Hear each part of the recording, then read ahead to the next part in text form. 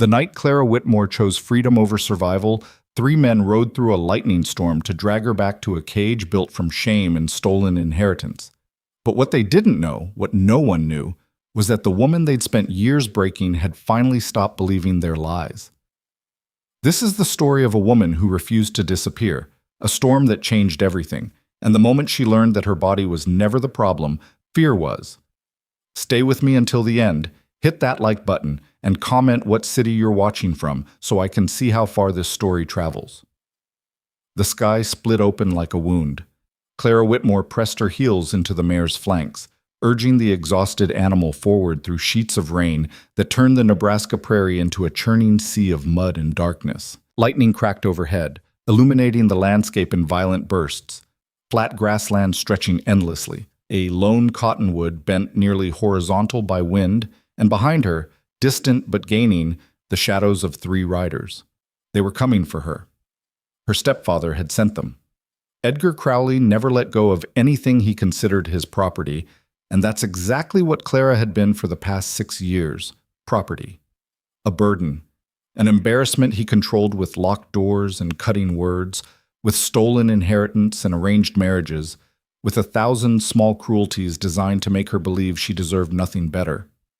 Tonight, she'd stopped believing.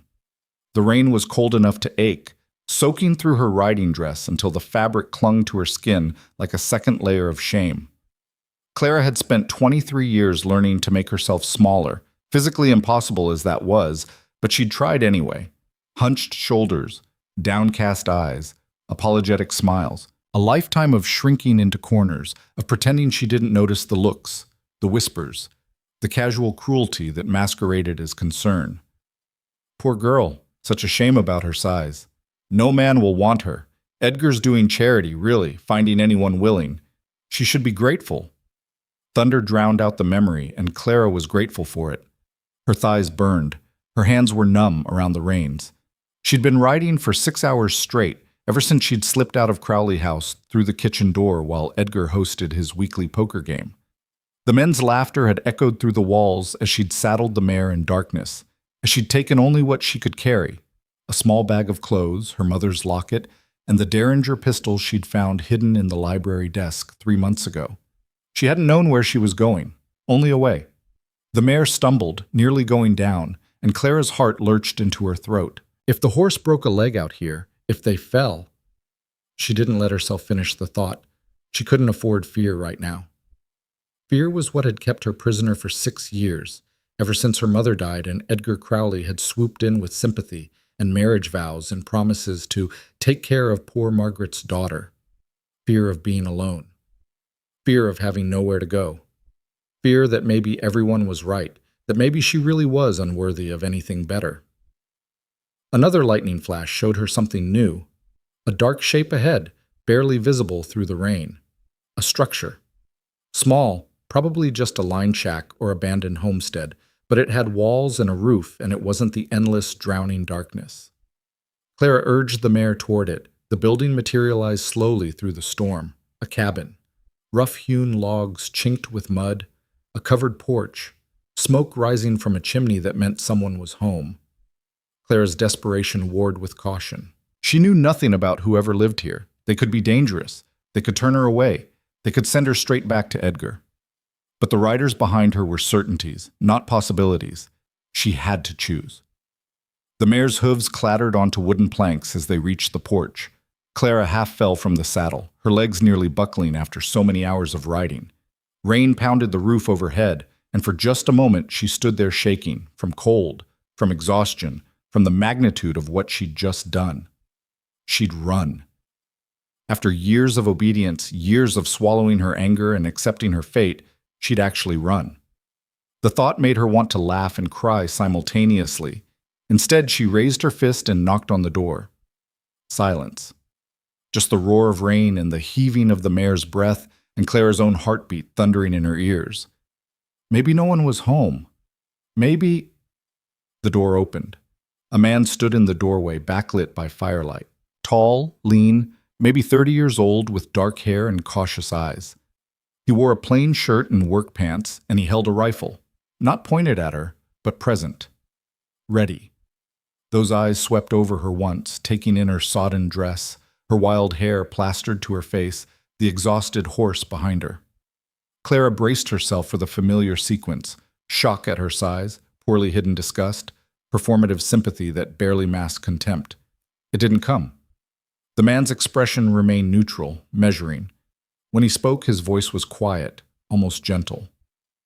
"You're running from something." It wasn't a question. Clara's throat tightened. She managed to nod. The man glanced past her into the storm, then back to her face. Something shifted in his expression, not pity, but understanding. Recognition, maybe, of what it meant to need refuge. He stepped back, opening the door wider. "Your choice," he said simply. "You can come in, or you can keep going. But those riders behind you will be here in maybe 20 minutes. Clara's blood went cold. "You saw them?" "Saw their campfire about an hour ago. 3 men, moving steady in this direction." He paused. "Didn't figure they were out here for their health." 3 men. Edgar's ranch foreman, probably, and 2 of his hands. Men who would drag her back to Crowley House, back to locked rooms and wedding arrangements, and a future that looked like a slow suffocation. Clara looked at the stranger again. He hadn't moved, hadn't pressed, hadn't made assumptions or demands. He'd stated facts and offered a choice, and now he simply waited. How long had it been since anyone had waited for her choice? "I'll come in," she whispered. "Please." He nodded once and stepped further back, giving her room to enter. "Bring your horse around to the lean-to on the side. Get her out of the weather. There's feed and water."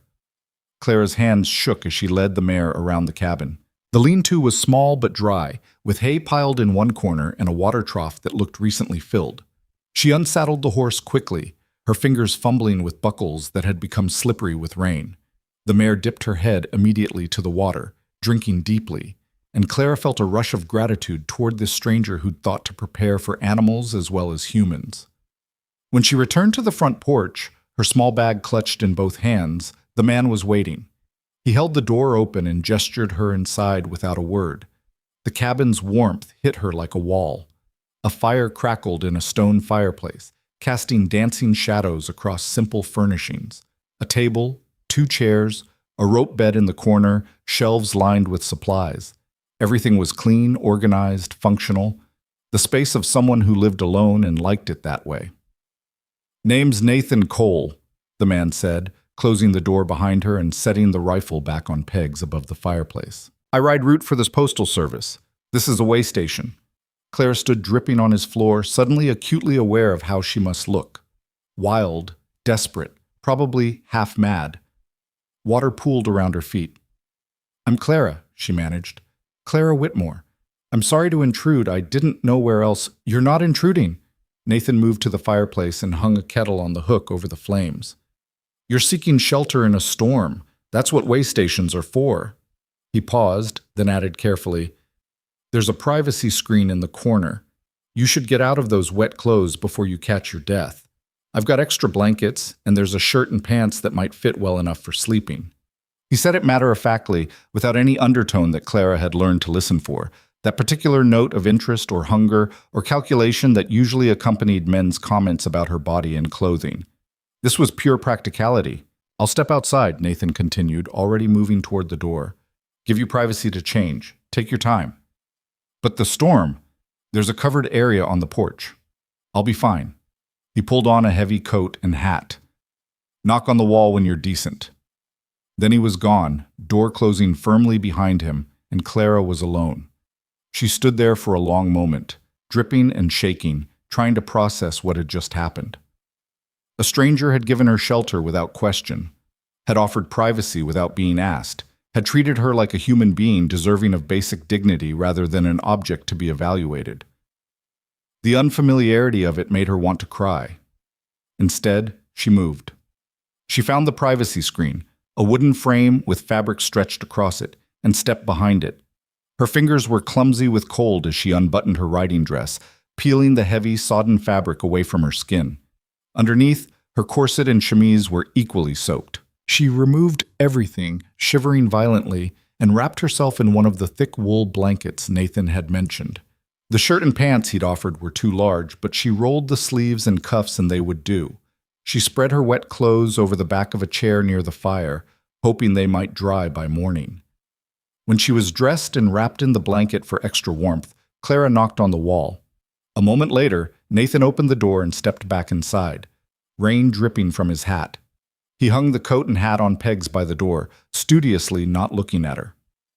"Better?" he asked the fireplace. "Yes, thank you." He nodded and moved to the table, where he began assembling items: bread, dried meat, cheese, an apple.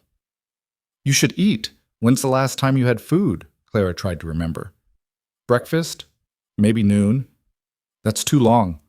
He set the food on a plate and placed it on the table, then gestured to one of the chairs. "Sit, eat, I'll make coffee." She wanted to protest that she was imposing, that she'd already taken too much, but her stomach betrayed her with a low growl.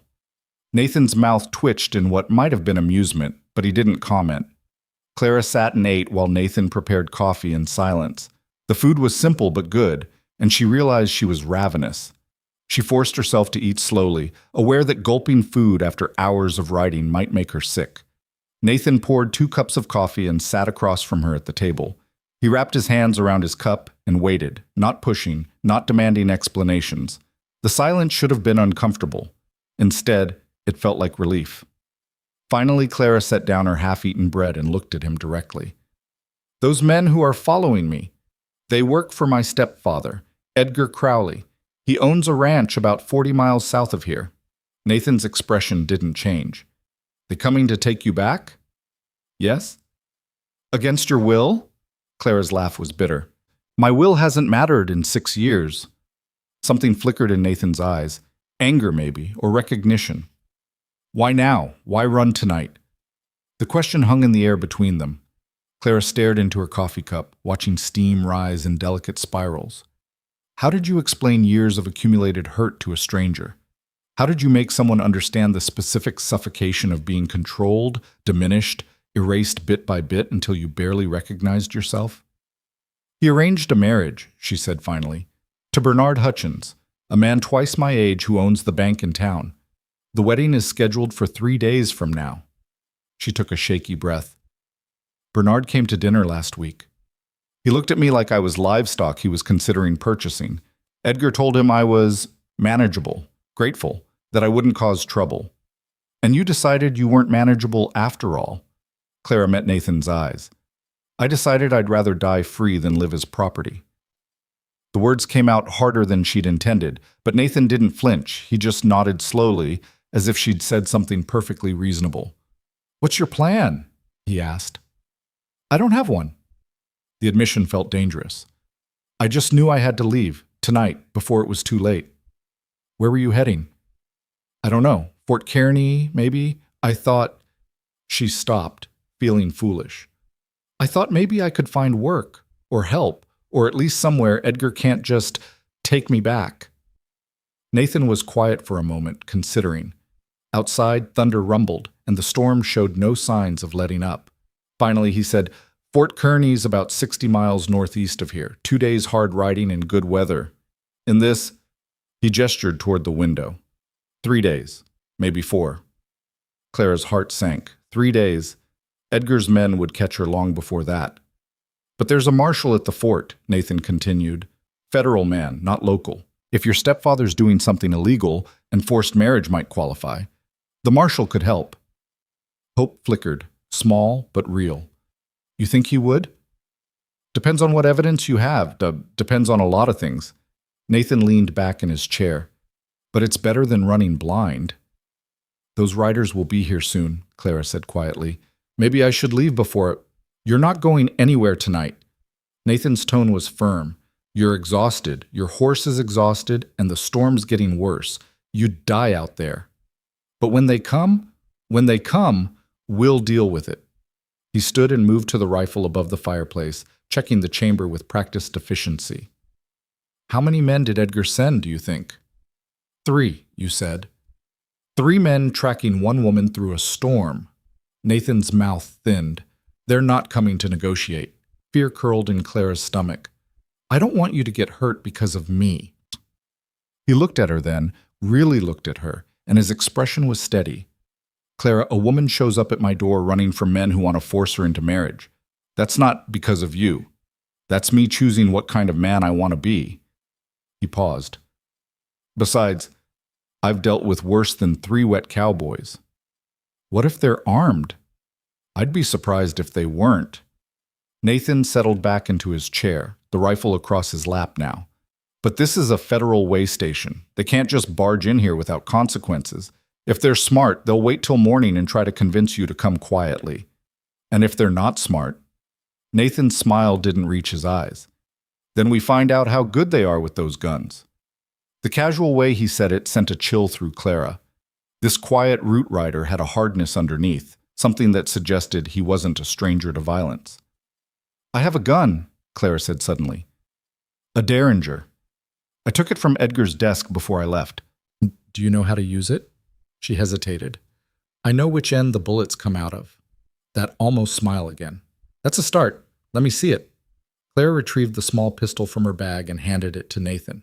He examined it carefully, checking the cylinder, testing the action. "It's loaded," he said. 2 shots.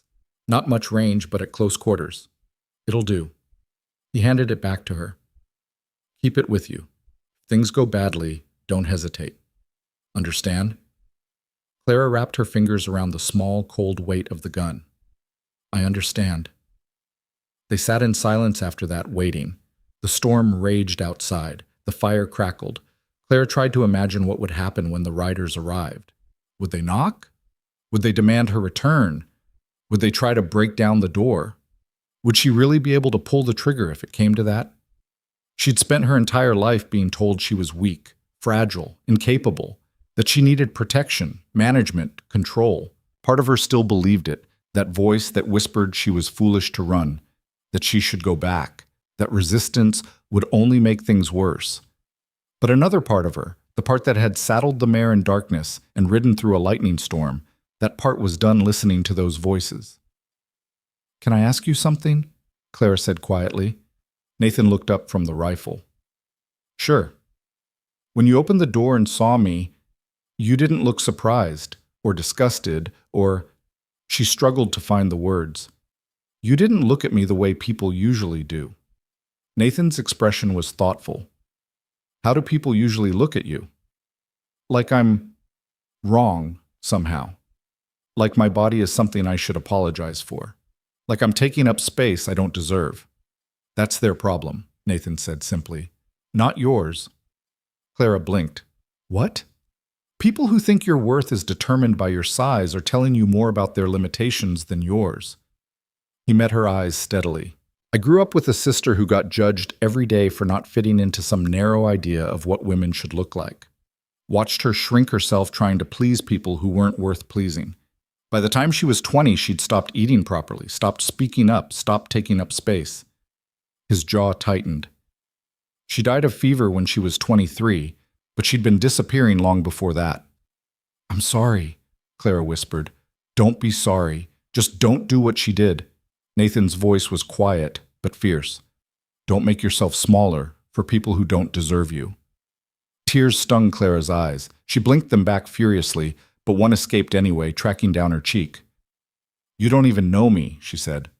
"Why do you care?" "Because someone should have cared about Sarah."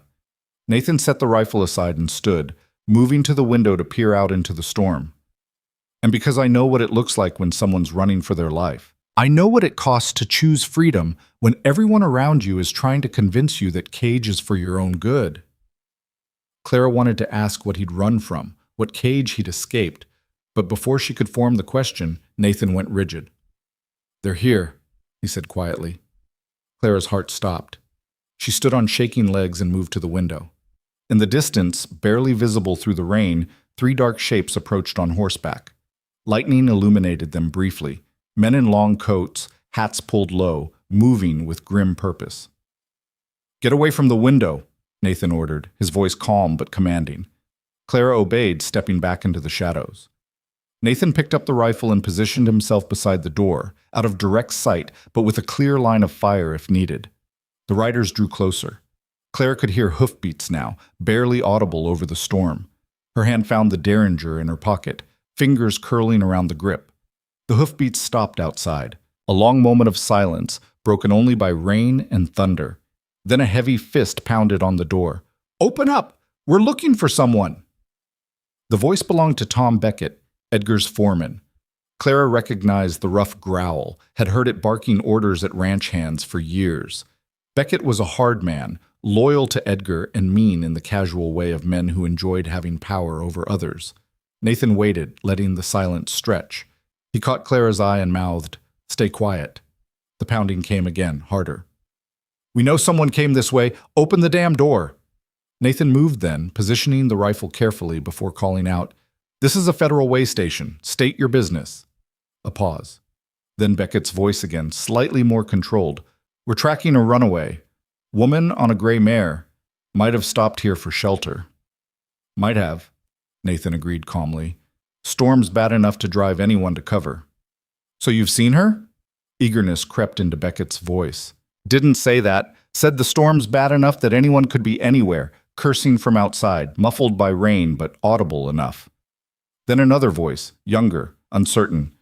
"We could come back in the morning when—" "No." Beckett's voice cracked like a whip. "Edgar wants her back tonight. He's paying us to bring her back tonight." The pounding resumed. "Open this door or you'll what?" Nathan's voice remained level, but there was steel underneath now. "Break down the door of a federal facility? Assault a postal route rider? Go ahead and try. Just know that federal charges carry minimum 10 years in prison, and that's assuming the territorial judge is feeling merciful." Silence outside. Clara could almost feel the men's calculations, their weighing of orders against consequences. "We just want to talk to her," Beckett said finally, his tone attempting reasonableness. Girl's confused. Ran off without thinking. "We're here to take her home safely." "If she's here," Nathan replied, "and if she wants to talk to you, she can make that choice herself. But you're not coming in, and you're not taking anyone anywhere against their will." "Against their will?" Beckett's laugh was ugly. "She's Edgar Crowley's daughter. She belongs to herself." Nathan cut him off sharply. "And unless you've got legal papers saying otherwise, court orders, custody documents, something official, you've got no more right to her than you do to any other adult citizen." More silence. Clara pressed herself against the wall, barely breathing. The Derringer felt heavy in her pocket. "You're making a mistake," Beckett said finally. "Edgar Crowley's a powerful man. You don't want him as an enemy." "And Edgar Crowley doesn't want federal charges for kidnapping and forced marriage." Nathan's voice remained steady. "You boys go back and tell him the woman he's looking for is under federal protection pending investigation. If he has a problem with that, he can take it up with the marshal at Fort Kearney." "You can't." "I can, and I am. Now get off this porch before I decide you're trespassing with intent to commit a felony." The threat hung in the air. Clara heard angry muttering outside, boots on wood, the creak of leather as men shifted in their saddles. Then Beckett's voice, low and dangerous. "This isn't over." "Probably not," Nathan agreed, "but it's over for tonight." More muttering, hoofbeats. Slowly, reluctantly, the sounds of the riders retreating into the storm. Nathan didn't move from his position for a long time. He stayed beside the door, rifle ready, listening. Clara didn't move either, afraid that any sound might bring the men back. Finally, after what felt like an eternity, Nathan carefully set the rifle aside and moved to the window. He watched for several minutes before speaking. "They're gone, heading back the way they came." He turned to look at Clara. "They'll report to your stepfather. He'll likely try something else." Clara found her voice. "You told them I was under federal protection. Can you actually do that?" "Not officially, but they don't know that, and by the time they figure it out, we'll be at Fort Kearney talking to the actual marshal." Nathan moved back to the table and sat heavily, suddenly looking tired. "You can't stay here, Clara. They know where you are now. Even if they don't come back tonight, Edgar will send more men. Maybe the sheriff, if he's got one in his pocket." "I know." Clara's legs were shaking. She sank into the other chair. "I'm sorry. I've dragged you into—" "Stop apologizing." Nathan's tone was firm, but not unkind. "You haven't dragged me into anything. I chose to help, and I'd make the same choice again." He paused. "But we need to leave at first light. Can you ride?" Yes. Even if you're sore, even if it's hard? Clara thought about the 6 hours she'd already spent in the saddle, thought about the ache in her thighs and back. Then she thought about being dragged back to Crowley House, about Bernard Hutchins looking at her like livestock, about a future of locked doors and stolen choices. I can ride, she said firmly. Nathan nodded. Then we leave at dawn. I'll take you to Fort Kearney, get you in front of the marshal, see what can be done legally. Why are you helping me? Clara asked again. You could have turned me away. You could have let them take me. You don't know anything about me except what I've told you, and I could be lying about all of it. Nathan was quiet for a moment, staring into his coffee cup. When he spoke, his voice was soft. About 5 years ago, I stopped a woman from jumping into the Platte River. She was maybe 17. Her family had promised her to a man who'd already started, treating her like property before the wedding. She was pregnant and desperate and saw drowning as her only way out. Clara's breath caught. I pulled her out, Nathan continued, tried to help. But she went back to her family anyway, said she had nowhere else to go, no way to support herself, no one who would believe her over a respected rancher.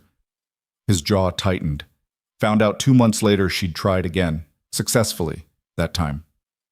Oh God, Clara whispered. So when you showed up at my door tonight, running from men who wanted to force you into marriage? Nathan met her eyes. I'm not letting another woman go back to a cage because I didn't do enough. Simple as that. The weight of his words settled over them. Clara understood then that Nathan wasn't just helping her. He was trying to save someone he'd failed to save before. I'm not her, Clara said quietly. I'm not going back. No matter what happens, I'm not going back. Good. Nathan stood and moved to the fireplace, adding wood to keep the flames going. Try to sleep for a few hours. I'll keep watch. We'll leave at dawn. I don't know if I can sleep. Try anyway. You'll need your strength. Clara wanted to argue, but exhaustion was already pulling at her. The adrenaline that had carried her through the night was fading, leaving behind a bone-deep weariness. Nathan gestured toward the rope bed in the corner. Take the bed. I'll sleep in the chair. I can't. Clara.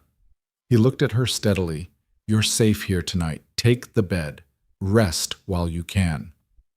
There was something in his voice, a certainty, a promise that made her believe him. Clara nodded and moved to the bed. She lay down, fully clothed, the derringer still in her pocket, and pulled the blanket over herself.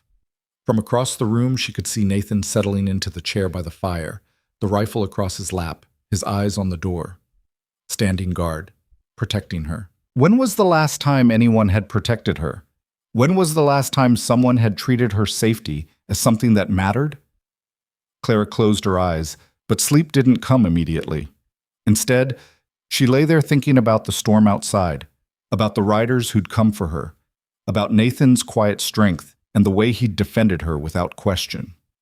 She thought about his sister, Sarah, about the woman who'd drowned herself, about all the women who'd been told their bodies were wrong, their choices invalid, their worth dependent on fitting into spaces designed to diminish them. Clara had spent 6 years learning to make herself smaller, 6 years apologizing for existing, 6 years believing that maybe everyone was right, that maybe she deserved the locked doors and cutting words and arranged marriages because what else could someone like her expect?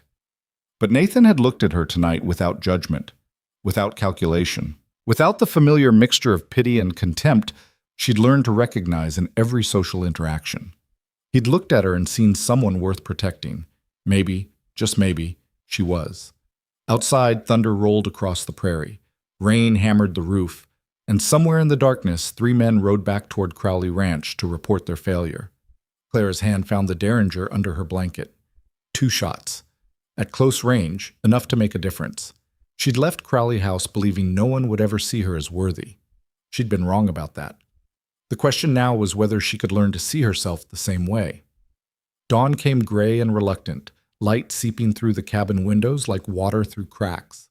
Clara woke to the smell of coffee and the sound of rain still drumming against the roof, though the thunder had moved on, leaving only steady precipitation in its wake. She sat up slowly, every muscle in her body screaming protest. Her thighs felt like they'd been beaten with clubs. Her back was a solid knot of pain. Even her hands ached from gripping the reins for so long. Nathan was already up, moving quietly around the cabin. He'd changed into dry clothes, a clean shirt and canvas pants, a leather vest. When he noticed her stirring, he poured a second cup of coffee and brought it to her. "How do you feel?" he asked. Clara accepted the cup gratefully. "Like I've been trampled by cattle. That'll get worse before it gets better. We've got a long ride ahead." He moved to the table where he'd laid out supplies: jerky, hardtack, dried fruit, a canteen. "Storm's letting up, but the ground will be mud for miles. It'll slow us down." Clara swung her legs over the side of the bed, testing her ability to stand. Everything hurt, but she could move. She had to move. "How far to Fort Kearney again?" 60 miles, give or take. In good conditions, we could make it in 2 days. In this, Nathan gestured toward the window. 3, maybe. We'll need to pace the horses carefully. Can't risk them going lame." Clara nodded and forced herself to stand. Her dress had dried overnight, stiff and wrinkled but wearable. She moved behind the privacy screen to change, her fingers clumsy as she fastened buttons. When she emerged, Nathan was checking his rifle, loading supplies into saddlebags with practiced efficiency. He didn't look at her, giving her privacy even in the small space. "We need to talk about what happens if they catch up to us," he said quietly. Clara's stomach tightened. "You think they will?" "I think Edgar Crowley didn't send 3 men in a storm just to give up after one setback." Nathan set the rifle aside and turned to face her. "They'll regroup, maybe get reinforcements. If Edgar's as powerful as you say, he might have the local sheriff on his side." "Sheriff Morrison," Clara's voice was bitter. "He plays poker at Edgar's house every week. Leaves drunk and $50 richer." "Bought and paid for, then." Nathan's expression was grim. "That means we can't count on any local law. Federal marshal at Fort Kearney is our only real option." "What if they stop us before we get there?" Nathan was quiet for a moment, considering. "There's a ravine about 15 miles northeast of here. Only one route through that doesn't add another day's travel. If they're smart, that's where they'll wait for us. So we're riding into a trap. Maybe. Or maybe we get there first and go around. Either way, we need to be ready." He moved to his saddlebags and pulled out a second pistol, larger than Clara's Derringer, more substantial. "Do you know how to shoot?" "I told you I know which end No, I mean actually shoot, aim, control the recoil, hit what you're aiming at." His tone was patient but serious. "Because if it comes down to it, I need to know if you can defend yourself or if I'm defending both of us." The question should have felt insulting. Instead, it felt practical, honest. "I've never fired a gun," Clara admitted. "Edgar didn't believe women should handle weapons." "Edgar's an idiot." Nathan checked the pistol's chamber. "We don't have time for proper training, but I can teach you basics. Come here." Clara moved to stand beside him. Nathan handed her the pistol, keeping his hand under hers to support the weight.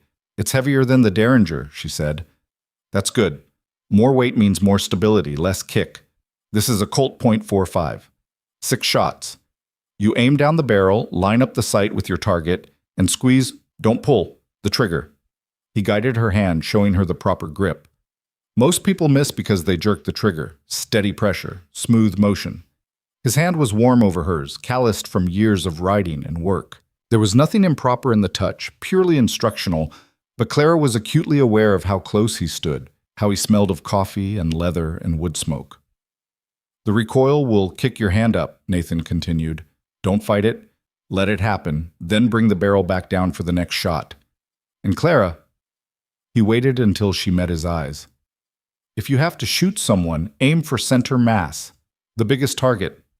Don't try for fancy shots, just stop the threat." "Have you, Clara swallowed. "Have you ever shot someone?" Nathan's expression didn't change. "Yes." He didn't elaborate, and Clara didn't push. Some things didn't need explanation. They spent the next 20 minutes practicing, dry firing, getting used to the weight and feel of the weapon, learning to line up the sight. Nathan was a patient teacher, correcting her grip without criticism, showing her how to stand for stability. "You're not going to become a sharpshooter in one morning," he said finally. "But you know enough not to shoot yourself. That's something." Clara returned the pistol to him. "Do you really think it'll come to shooting?" I think it's better to be prepared and wrong than unprepared and dead. He holstered the weapon. But I'm hoping we can avoid violence altogether. Most men are cowards when faced with real resistance. They expect women to fold. And when they don't fold, Nathan's smile was sharp. Then we find out how committed they really are. They ate a quick breakfast of hardtack and jerky, washing it down with the last of the coffee. Clara forced herself to eat even though her stomach was tight with nerves. Nathan had been right. She needed her strength. As they prepared to leave, Nathan handed her a long coat. It's too big, but it'll keep you warm and dry. Weather's clearing, but it's still cold. Clara pulled on the coat, rolling up the sleeves. It hung nearly to her ankles, but it was thick wool and lined with something soft. She felt almost hidden in it, protected. They saddled the horses in silence. Clara's mare had recovered somewhat from the previous night's hard ride, but she was still tired. Nathan's gelding was a sturdy paint, calm and well-trained. As Clara mounted, fresh pain shot through her thighs and back. She gritted her teeth and settled into the saddle, willing herself not to show weakness. Nathan swung up onto his horse with easy grace. He looked at Clara, assessing. If you need to stop, say so. Pushing too hard will just injure you and the horse. I'll be fine. That's what people say right before they're not fine. But he didn't push the issue. Instead, he turned his horse northeast and set off at a steady walk. Clara followed. The prairie stretched endlessly around them, transformed by rain into a sea of mud and standing water. The sky remained overcast, threatening more rain but holding off for now. Their horses' hooves made sucking sounds with every step, and progress was maddeningly slow. They rode in silence for the first hour, both scanning the horizon for signs of pursuit. Clara kept expecting to see riders appear behind them, kept imagining Tom Beckett's rough voice calling for her to stop, but the prairie remained empty. Tell me about Edgar, Nathan said finally. How did you end up under his control? Clara had been dreading this conversation, but Nathan deserved to know what he was risking himself for. She took a breath and began. My father died when I was 12, cholera. My mother tried to keep the ranch running, but she didn't have experience with business, and the foreman was embezzling. By the time she realized what was happening, we were nearly bankrupt. Clara paused, remembering those desperate years. Edgar Crowley owned the neighboring ranch. He offered to help, started courting my mother. She was lonely and scared, and he seemed kind. Seemed? Yes. They married when I was 17. At first, everything was fine. Edgar paid off our debts, merged the properties, kept my mother happy. I thought... Clara's throat tightened. I thought we were safe. When did it change? Slowly. Edgar started making comments about my mother's health, suggesting she was fragile. He convinced her to stay in bed more, to let him handle all the business. Then he started controlling who she could see, where she could go. He said it was for her own good, that the stress was too much for her. Nathan's jaw tightened, but he didn't interrupt. She got weaker, Clara continued.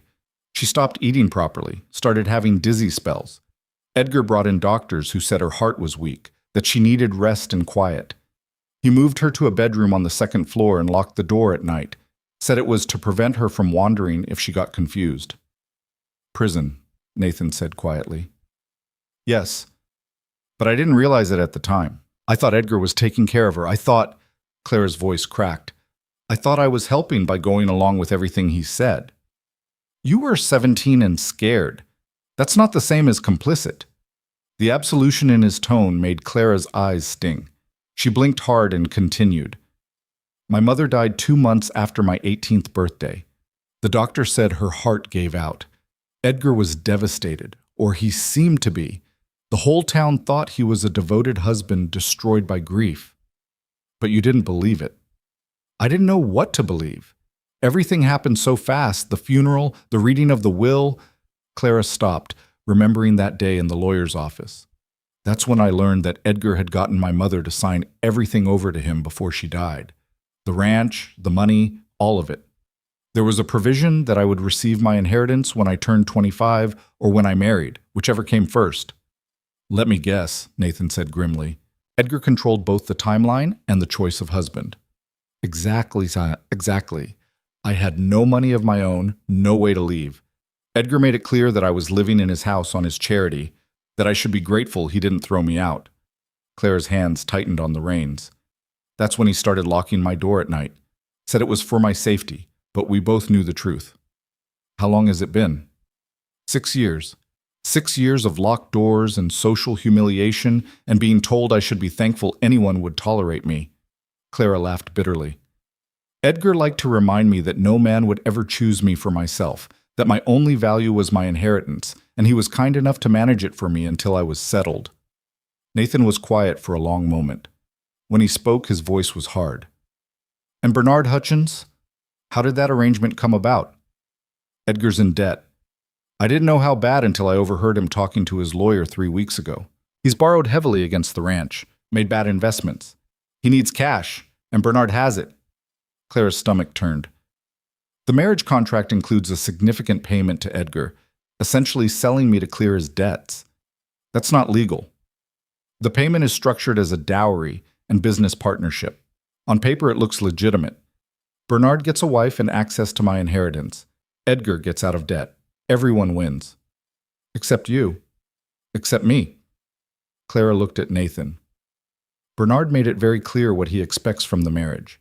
He has a reputation. There have been rumors about his first wife, about why she died so young. Nothing proven, but enough to make you run. Yes.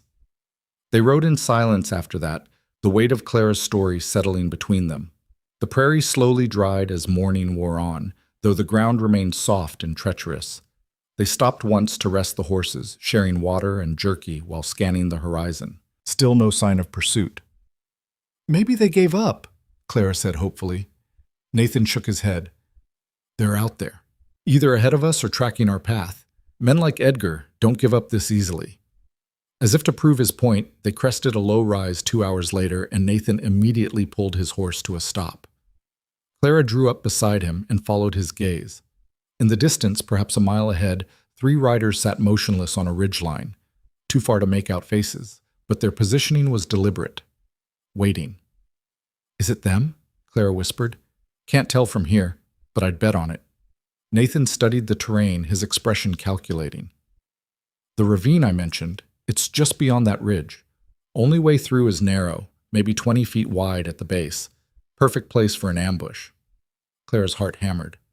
What do we do? We have options. We can go around. Adds at least a day to our journey. We can wait them out, see if they get tired and leave, or we go through.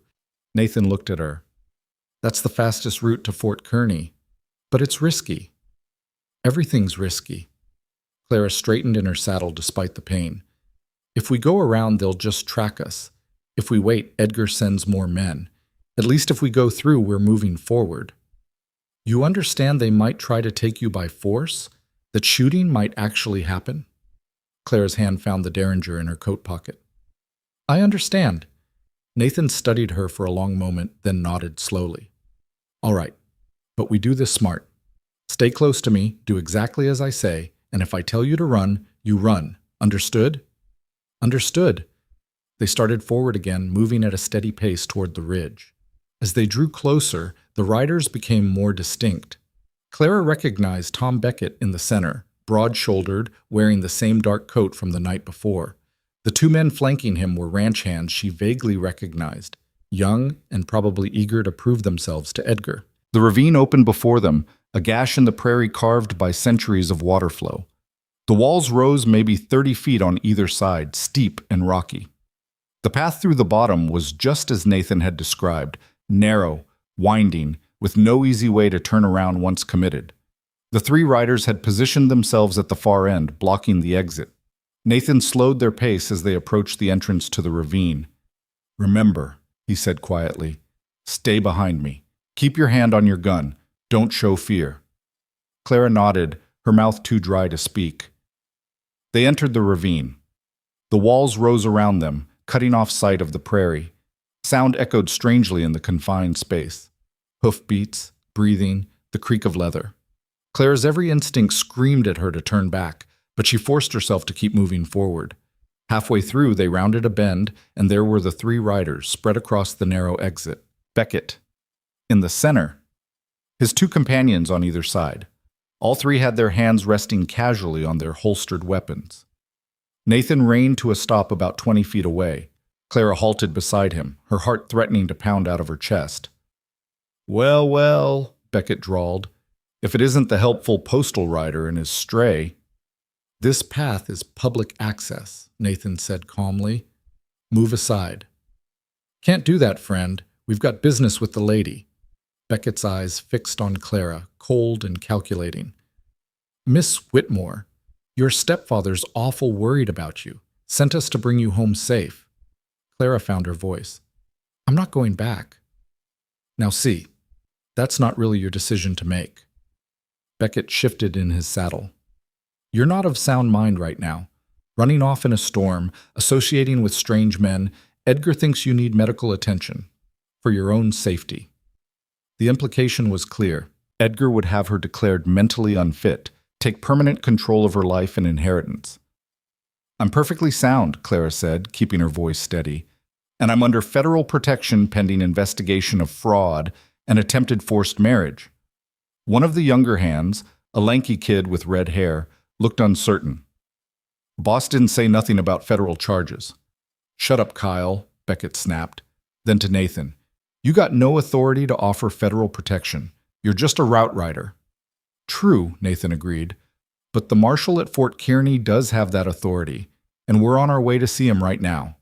So unless you want to add kidnapping and assault of a federal witness to your list of problems, I suggest you move." "Witness to what?" Beckett's hand moved closer to his gun. "Edgar Crowley's a respected rancher. Whatever stories this girl's telling you, she's confused, emotional. You know how women get." "I know how men like Edgar Crowley get when their money's running out and they need to sell off their assets," Nathan countered. His voice remained calm, but his hand had moved to rest on his rifle. "Clara Whitmore is an adult woman with legal rights. She doesn't want to go with you. That makes this kidnapping." "Kidnapping?" Beckett laughed. "We're taking her home to her family." "Edgar Crowley isn't my family," Clara said sharply. "He married my mother, stole my inheritance, and murdered her for her property." The words hung in the air. Clara hadn't meant to say them, hadn't fully articulated the suspicion that had been growing in her mind for 6 years. But now that she had, she knew they were true. Edgar had killed her mother, slowly, carefully, with doctors and locked doors and poison disguised as medicine. Beckett's expression darkened. "That's slander. You got any proof of these wild accusations?" "I will," Clara said, surprised by the certainty in her own voice. "I'll find it, and when I do, Edgar will hang." Big talk from a girl with nowhere to go and no one who believes her. Beckett's hand settled fully on his gun now. "Last chance. Come with us peaceful, or we take you by force. Your choice." Nathan's rifle came up in one smooth motion, leveled at Beckett's chest. Her choice was made when she rode out in a storm, rather than marry the man Edgar sold her to. "Now you've got a choice. Turn around and ride away, or find out how good you are with that gun." The two younger hands exchanged nervous glances. Kyle, the red-haired one, looked like he wanted to be anywhere else. The other, a stocky kid with a pockmarked face, tried to look tough, but his hand trembled on his holster. Only Beckett seemed unafraid. His eyes narrowed as he calculated odds. 3 against 2, he said. "And one of you is a woman who's never fired a shot in her life." 3 against 1, Nathan corrected, "because Clara doesn't need to shoot anyone. I'm good enough for all 3 of you." It might have sounded like bravado, except for the absolute certainty in Nathan's voice.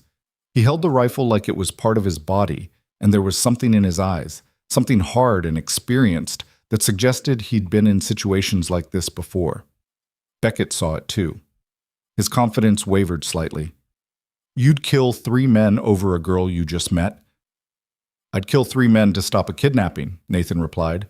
"What you're doing right now is a federal crime. What I'd be doing is defending a witness and protecting innocent life. The law's on my side, and so is the firepower. Walk away, Beckett, while you still can." A long, tense silence. The only sounds were breathing and wind whistling through the ravine and the nervous stamp of hooves on stone. Then Kyle spoke up, his voice cracking slightly. "Mr. Beckett, maybe we should—" "I said shut up," but there was less conviction in Beckett's tone now. He stared at Nathan, then at Clara, then back at Nathan. weighing, calculating. Clara could see the moment he decided.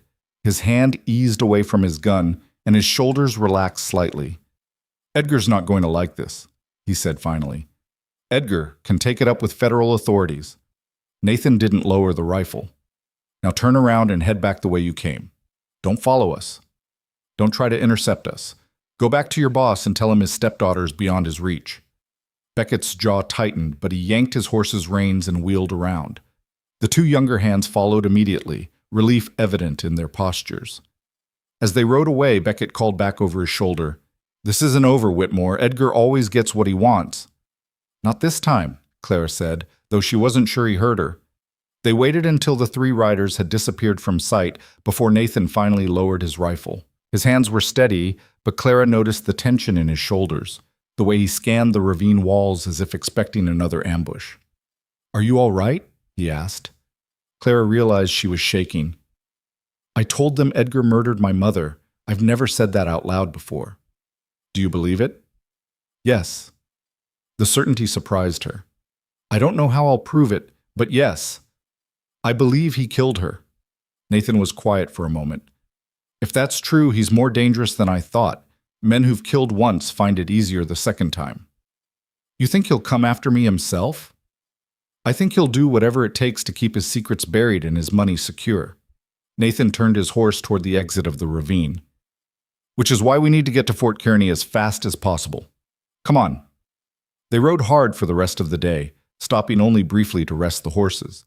The confrontation in the ravine had changed something, made everything more urgent, more dangerous. Clara could feel the weight of Edgar's reach behind them, could imagine him receiving Beckett's report and deciding that subtlety was no longer necessary.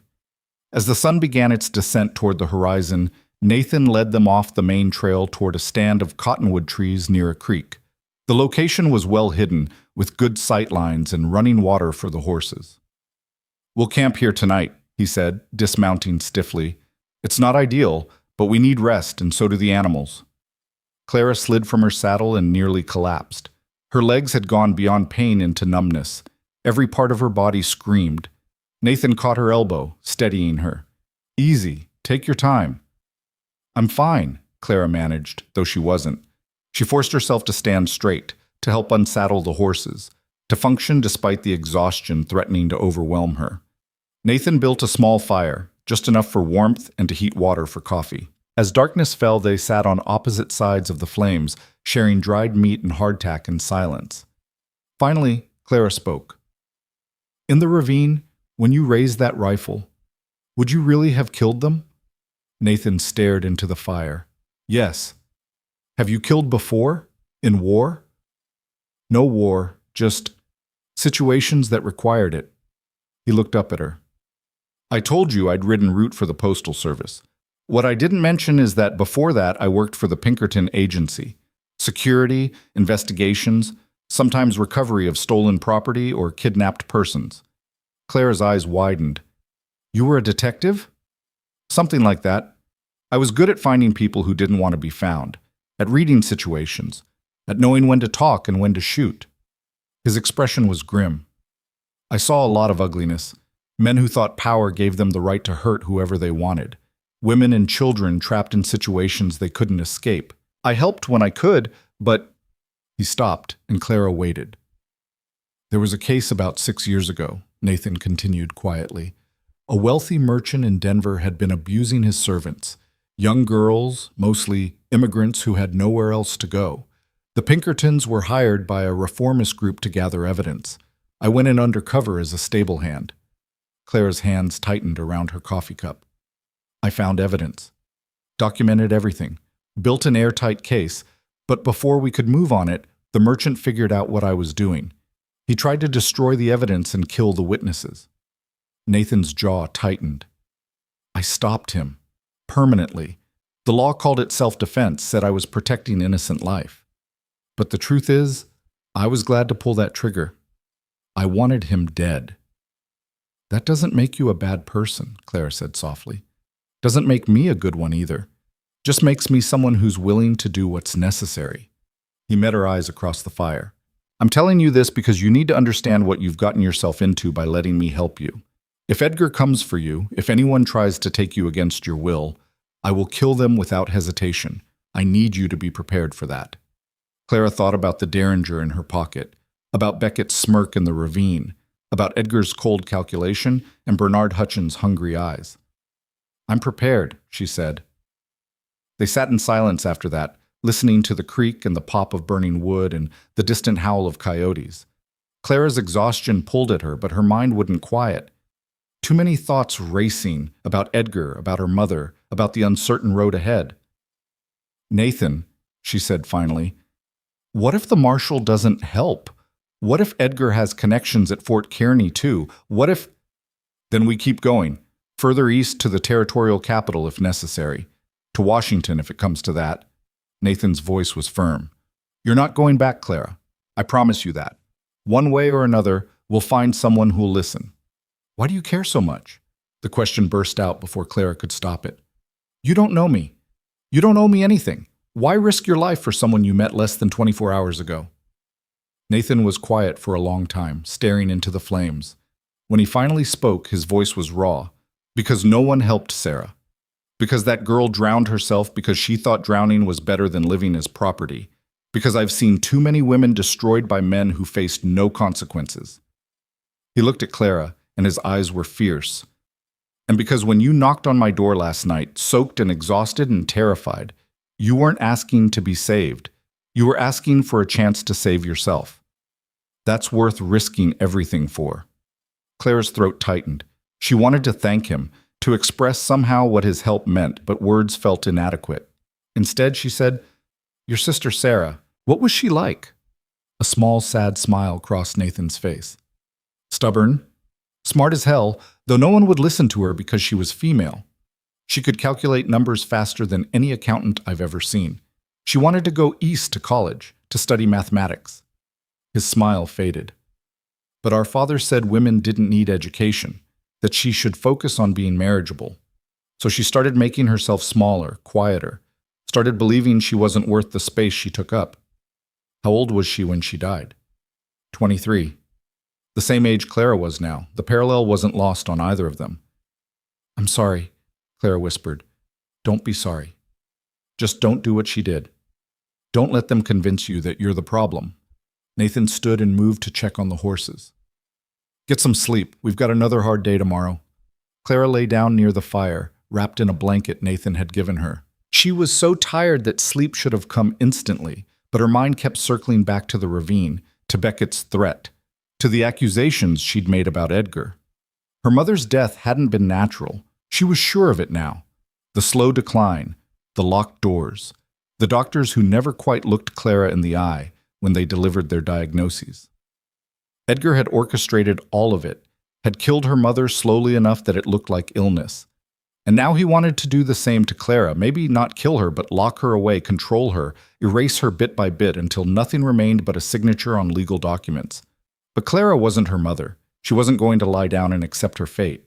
She'd ridden through a lightning storm and faced down armed men, and she was still here, still fighting. And she had Nathan, this quiet, fierce man who'd lost his sister and was determined not to lose another woman to the same forces that had destroyed her. As Clara finally drifted towards sleep, she heard Nathan moving around the camp, keeping watch, protecting her. For the first time in 6 years, Clara felt something she'd almost forgotten: hope. If you or someone you know is having a difficult time, free support is available. Find resources. Hope proved fragile in the morning light. Clara woke to Nathan shaking her shoulder, his face tense in the gray dawn. "We need to move. Now." She sat up instantly, pain shooting through her stiff muscles. "What's wrong?" "Riders, at least 5, maybe more, coming from the south." Nathan was already kicking dirt over the fire, scattering evidence of their camp. "They're spread out in a search pattern. Edgar's not taking chances anymore." Clara scrambled to her feet, rolling the blanket with shaking hands. 5 men, maybe more. The confrontation in the ravine had been 3 against 2, and that had been dangerous enough. How far?" she asked, moving to help saddle the horses. 2 miles, maybe less. They'll find our trail from yesterday within the hour." Nathan worked quickly, his movements efficient despite the urgency. "We can't outrun them. Not with tired horses and you barely able to sit a saddle. Then what do we do? Nathan secured the last strap and turned to her, his expression calculating. We change the game. Stop running and start thinking. He pulled out a small map from his saddlebag, spreading it on a flat rock. Fort Kearny's still 40 miles northeast, but there's a settlement about 15 miles due east. Bitter Creek.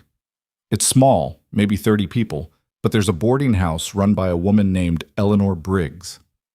You know her? Delivered mail there for 3 years. She's tough, fair, and she doesn't care much for men who abuse their power. Nathan traced a route on the map. If we can get there, she might give us shelter while I ride ahead to Fort Kearny for the marshal. Clara's stomach clenched. You want to split up?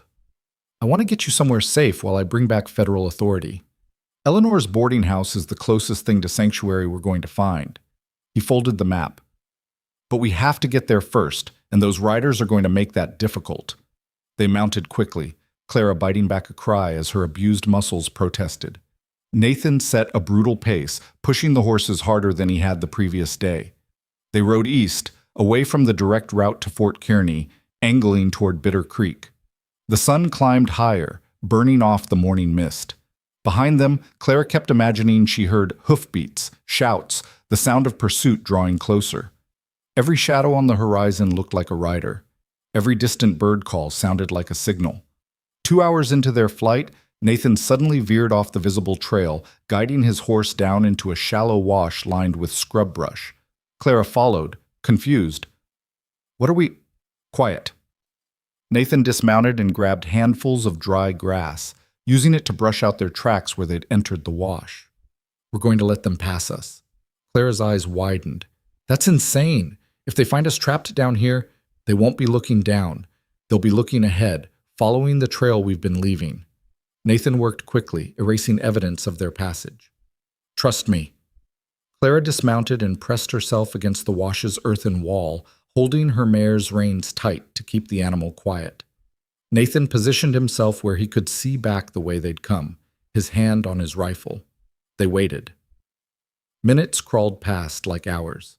Clara's heart hammered so loudly she was certain it would give them away. The horses shifted restlessly and she stroked her mare's neck, silently begging her to stay calm. Then she heard it. Hoofbeats. Multiple horses moving fast. Nathan held up a hand, signaling for absolute stillness. Clara barely breathed. The riders passed above them, following the false trail Nathan had laid. Clara caught glimpses through the brush, 6 men, all armed, riding hard toward the northeast. She recognized 2 of them as Edgar's ranch hands. The others were strangers, probably hired guns brought in when Beckett failed. Edgar was escalating. The sound of hoofbeats faded into the distance. Nathan waited another 5 full minutes before moving, listening intently for any sign that one of the riders had circled back. Finally, he exhaled. They're gone. For now. How long before they realize we're not ahead of them? Clara's voice shook slightly. Couple hours, maybe. Depends on how good their tracker is. Nathan mounted his horse. But we bought ourselves time. Let's use it. They climbed out of the wash and changed direction, now heading southeast at an angle that would eventually curve back toward Bitter Creek. The detour added miles, but it might buy them the distance they needed. The landscape gradually changed as they rode, the endless prairie giving way to more varied terrain. Low hills, scattered stands of trees, occasional creek beds. Signs of settlement began to appear. Old fence posts, a burned-out homestead, wheel ruts from wagons. By early afternoon, Clara was swaying in her saddle, dizzy with exhaustion and pain. Nathan called a brief halt near a small creek, and she practically fell from her horse. I'm sorry, she gasped. I'm slowing us down. You're doing better than most would. Nathan helped her sit on a fallen log, then handed her the canteen. Drink. Eat something. We've got maybe 5 more miles to Bitter Creek. Clara forced down water and jerky even though her stomach rebelled. Everything hurt. Her thighs were raw from saddle friction. Her back was a solid knot of agony. Even her hands were blistered from gripping the reins. But worse than the physical pain was the growing fear. Edgar had sent 6 armed men after her. 6. The careful facade he had maintained for years was crumbling, replaced by open violence. What would he do if they caught her? Would he even bother taking her back alive? Or had she become too dangerous to keep breathing? "Nathan," she said quietly, "if they catch us, if something happens to you, I want you to know that I'm grateful for everything." "Nothing's going to happen." His tone was firm, but Clara saw the worry in his eyes. "We're going to reach Bitter Creek, get you safe, and then I'm bringing back federal help. Edgar Crowley is going to answer for what he's done." "What if the marshal won't help? What if Edgar's bought him too?" "Then we go higher. Federal judges, territorial governors, Washington politicians, if necessary." Nathan crouched in front of her, meeting her eyes. "Listen to me, Clara. What Edgar's doing, murder, theft, forced marriage, kidnapping, these aren't just local crimes. They're federal offenses. Someone will care, someone will listen. We just have to find the right person." Clara wanted to believe him, but 6 years of Edgar's control had taught her that powerful men rarely faced consequences. They bought their way out, or intimidated witnesses, or simply outlasted anyone who challenged them. Still, she nodded. "Okay, Bitter Creek, Mrs. Briggs." They mounted again and continued east. The sun was beginning its slow descent when buildings finally appeared on the horizon, a cluster of structures arranged around what looked like a main street.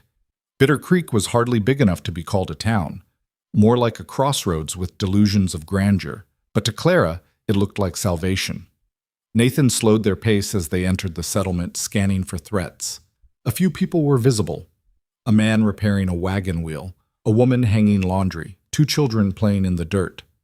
They looked up curiously as the riders passed, but didn't seem alarmed. The boarding house stood at the far end of the street, a 2-story structure with a wide porch and a sign that read, "Briggs House, Rooms and Meals." It was well maintained, with fresh paint and flower boxes in the windows. Nathan dismounted and helped Clara down. Her legs buckled and he caught her, supporting her weight until she could stand. "Easy, we're here, you're safe." The front door opened before they could knock, and a woman appeared on the threshold. She was perhaps 50, with iron gray hair pulled into a severe bun and sharp eyes that missed nothing. She wore a practical dress and an apron, and she held herself with the kind of quiet authority that came from years of running her own business. "Nathan Cole," she said, her voice warm but curious. "Haven't seen you in months. What brings you to Bitter Creek looking like you've been dragged behind a horse?" "Eleanor." Nathan's relief was evident. "I need your help. This is Clara Whitmore. She's in trouble, and we need sanctuary." Eleanor's eyes shifted to Clara, taking in her disheveled appearance, her exhaustion, the way she leaned on Nathan for support. Something shifted in her expression, recognition, perhaps, of what it meant when a woman showed up desperate and running. "Come inside," Eleanor said immediately, stepping back. "Both of you, quickly." They entered a clean, comfortable front room that smelled of bread and lavender. Eleanor closed the door and locked it, then turned to face them. "How bad is the trouble?" she asked Nathan. "Armed men tracking us. At least 6, probably more. Her stepfather's trying to force her into marriage, and she's accused him of murder and fraud." Nathan laid it out plainly. "I need to leave her here while I ride to Fort Kearney for the federal marshal. Can you protect her for 2 days?" Eleanor's lips thinned. "Against 6 armed men? That's asking a lot." "I know, but you're the only person within 50 miles I'd trust with her life." Eleanor studied Clara for a long moment. Clara forced herself to stand straight despite the exhaustion, to meet the older woman's gaze directly. She'd learned to read people over 6 years with Edgar, to sense when someone was evaluating her worth. Whatever Eleanor saw, it seemed to satisfy her. "What's your stepfather's name, Sha?" she asked Clara. "Edgar Crowley. He owns a ranch about—" "I know who Edgar Crowley is." Eleanor's tone was ice. "Played poker with my late husband 15 years ago. Cheated. Henry called him on it, and Crowley had him blackballed from every business deal in 3 counties. She paused. "If you're running from Edgar Crowley and accusing him of murder, either you're telling the truth or you're the bravest liar I've ever met." "I'm telling the truth," Clara said firmly. "He killed my mother, slowly, with poison disguised as medicine. And now he's trying to sell me to Bernard Hutchins to clear his debts." Eleanor's expression hardened. "Bernard Hutchins. Now there's a name I haven't heard in a while. His first wife died under mysterious circumstances, didn't she? Fell down the stairs, Clara confirmed. Or so the story goes. She was covered in bruises that the doctor said were consistent with the fall. Except she'd had bruises before that fall, too, Eleanor said quietly. I knew Martha Hutchins. Gave her shelter here twice when Bernard got particularly mean. She went back both times because she thought she had nowhere else to go. She shook her head. I won't let that happen to another woman. Not if I can help it. Relief flooded through Clara so intensely she nearly collapsed. Thank you so much. Don't thank me yet. If Crowley's men come here, things could get ugly. Eleanor looked at Nathan. How long until the marshal can get here? 2 days if I ride hard and he's willing to come immediately. Maybe 3. Nathan pulled out a folded document from his coat. I wrote this last night. It's a sworn statement from Clara detailing Edgar's crimes. If something happens to me or to her, make sure this gets to federal authorities. Eleanor took the document and tucked it into her apron pocket. Nothing's going to happen. I've been handling difficult men for 30 years. She turned to Clara. Come on, girl. Let's get you upstairs, get you cleaned up and fed. You look like death warmed over. Nathan caught Clara's arm gently. I'll leave at first light. Get you settled here. Make sure the place is secure, then head for Fort Kearney. You're not leaving tonight? Not while there are armed men potentially circling the area. I'll sleep in the stable. Keep watch. Make sure no one's followed us. His hand squeezed her arm reassuringly. You're safe here, Clara. Eleanor will protect you. Clara wanted to ask him not to go, to stay, but she knew that was selfish. The marshal was their only real hope of stopping Edgar legally. Without federal intervention, she'd be running for the rest of her life. So she nodded. Be careful. Always am. Nathan released her arm and turned to Eleanor. Thank you. I know this is... Hush! You think this is the first time I've sheltered a woman running from a powerful man? Eleanor gestured toward the stairs. I've been doing this since before you were born, Nathan Cole. Now go check the perimeter. I'll take care of Clara. Nathan left, and Eleanor led Clara up a narrow staircase to the second floor. The hallway was clean and well lit, with several closed doors on either side. I've got 3 other boarders right now, Eleanor explained. A traveling preacher, a school teacher heading to California, and a widow who's been here 6 months working as my cook. All decent people. The widow, Mrs. Chen, she'll be sympathetic to your situation. Eleanor opened a door at the end of the hall, revealing a small but comfortable room with a bed, a dresser, a washstand, and a window overlooking the back of the property. Simple, clean, safe. This is yours for as long as you need it, Eleanor said. There's water in the pitcher, clean towels in the drawer. I'll have Mrs. Chen bring up a bath and some proper food. When's the last time you ate something hot? Clara tried to remember. 2 days ago, I think. Maybe 3? Eleanor tisked disapprovingly. No wonder you look half dead. Sit. Rest. I'll be back shortly. She left, closing the door softly behind her. Clara stood in the middle of the room, suddenly overwhelmed. A bed, privacy, safety.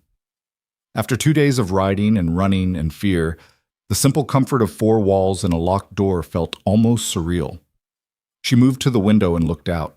Behind the boarding house was a small courtyard, a vegetable garden, and beyond that, open prairie stretching to the horizon. Nathan was visible in the distance, walking the perimeter, checking sight lines and approaches. Still protecting her. Clara's throat tightened. She'd spent 6 years believing no one would ever see her as worth protecting. That her body, her voice, her very existence was something to be tolerated at best, controlled at worst. And now this stranger, this quiet, fierce man, was risking his life because he believed she deserved freedom. A knock at the door pulled her from her thoughts. It's Mrs. Chen, a soft voice called. I brought your bath. Clara opened the door to find a small, neat woman in her 40s carrying towels and followed by 2 young men hauling a metal tub. Mrs. Chen directed the placement with brisk efficiency, then supervised as they filled it with hot water from the kitchen. When they were gone, Mrs. Chen turned to Clara with kind eyes. Mrs. Briggs told me you're in trouble. If you need anything at all, you come find me.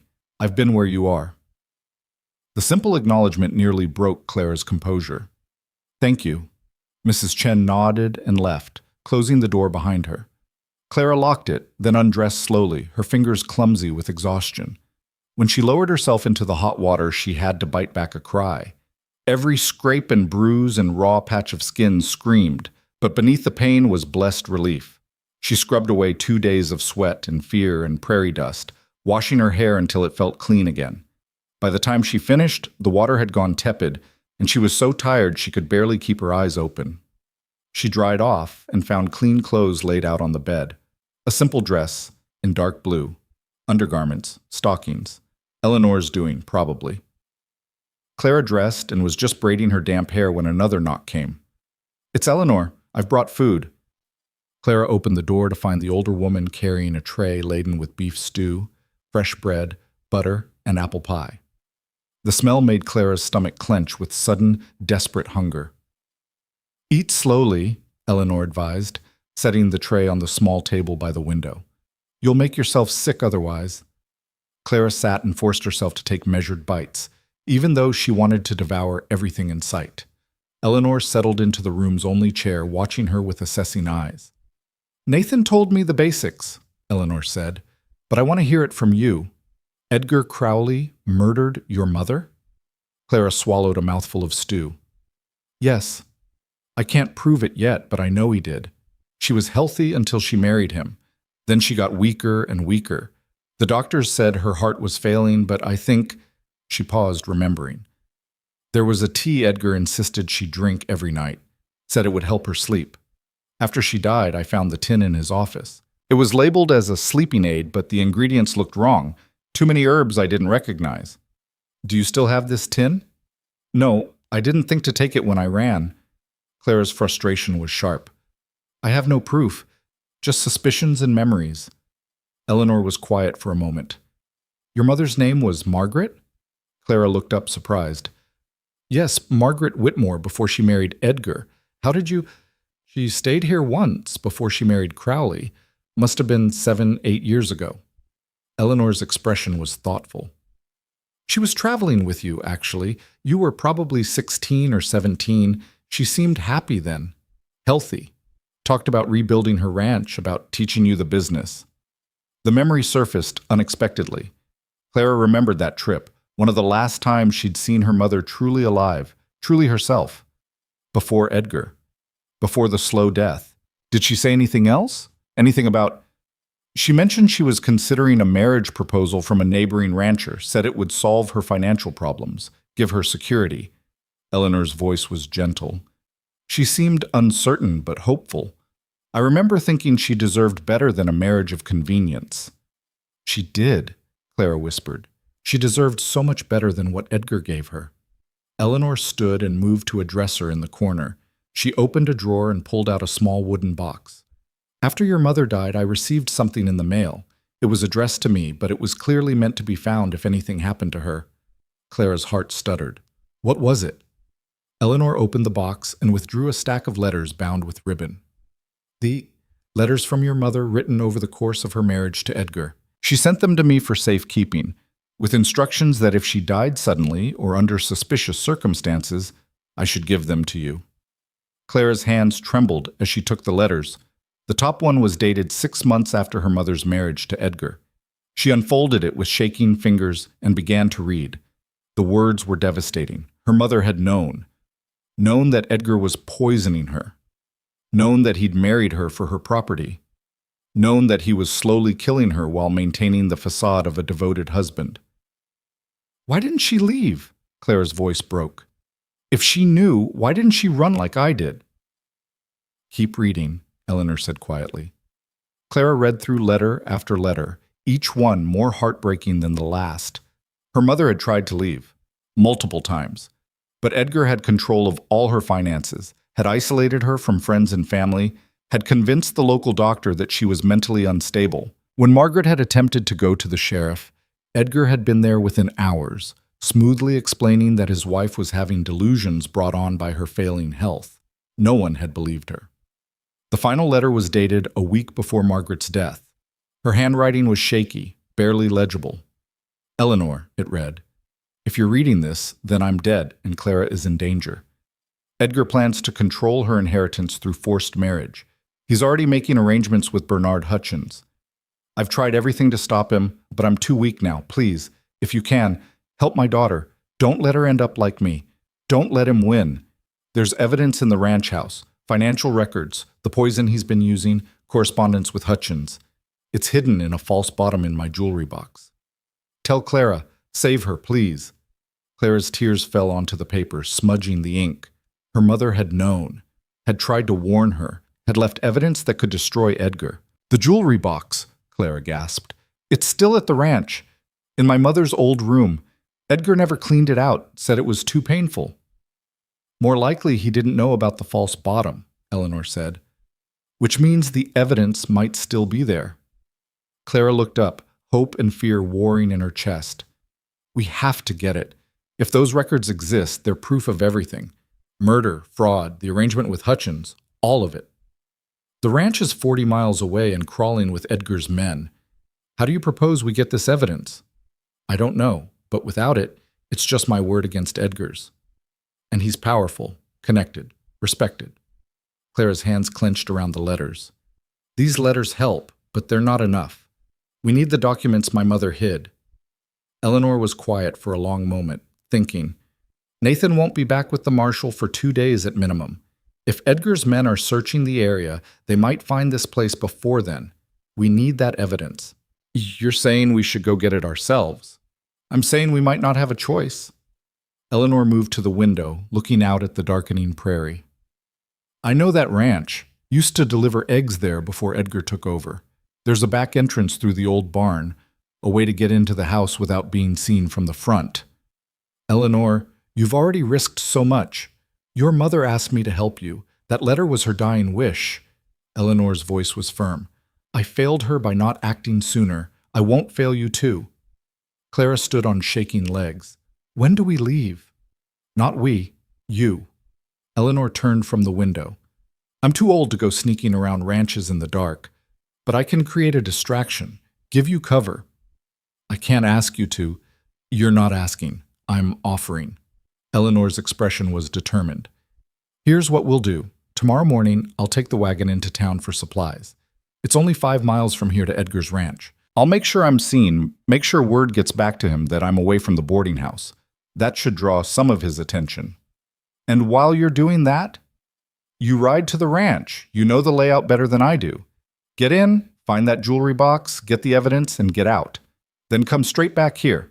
By the time Edgar realizes what happened, we'll have the proof we need for the marshal. It was risky, insane even. But Clara couldn't see another option. Without evidence, Edgar could spin any story he wanted. With the documents her mother had hidden, they'd have irrefutable proof of his crimes. All right, Clara said, but I need a horse, and I need to know you'll be safe. I've got a fast mare in the stable. Smart, steady, knows the terrain. Eleanor moved toward the door. As for my safety, I've been handling men like Edgar Crowley my entire adult life. I'll be fine. She paused at the threshold. Your mother was a brave woman, Clara. Braver than most people knew. She stayed alive as long as she could, left you the tools you needed to fight back. Now it's your turn to finish what she started. Clara nodded, unable to speak past the lump in her throat. Eleanor left, and Clara sat alone with her mother's letters spread across the bed. She read through them again, committing every detail to memory. The poison Edgar had used, a combination of arsenic and digitalis, carefully measured to mimic heart failure. The financial fraud, accounts drained, properties transferred, debts created in Margaret's name. The arrangement with Hutchins, a formal contract promising Clara's hand in exchange for cash payment.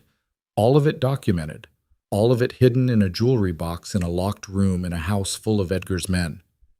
Clara looked down at her hands. They were shaking, but not from fear, from rage. Edgar had killed her mother, had stolen everything, had tried to erase Clara's autonomy, her choices, her very self. But he'd underestimated both Margaret Whitmore and her daughter. Tomorrow, Clara would ride back into the heart of Edgar's territory. Tomorrow, she would retrieve the evidence that would destroy him. And tomorrow, Edgar Crowley would learn that some women refuse to disappear quietly. Clara slept poorly that night, her mind cycling between determination and dread. When dawn broke gray and uncertain, she was already dressed, her mother's letters carefully folded and hidden in the bodice of her dress. The Derringer sat heavy in her pocket, a cold reminder that this mission could go terribly wrong. She found Nathan in the kitchen, drinking coffee with Eleanor. He looked exhausted, his eyes shadowed from a night of keeping watch. "No sign of Edgar's men," he reported. "Either they're still searching the wrong area, or they're regrouping for a larger sweep."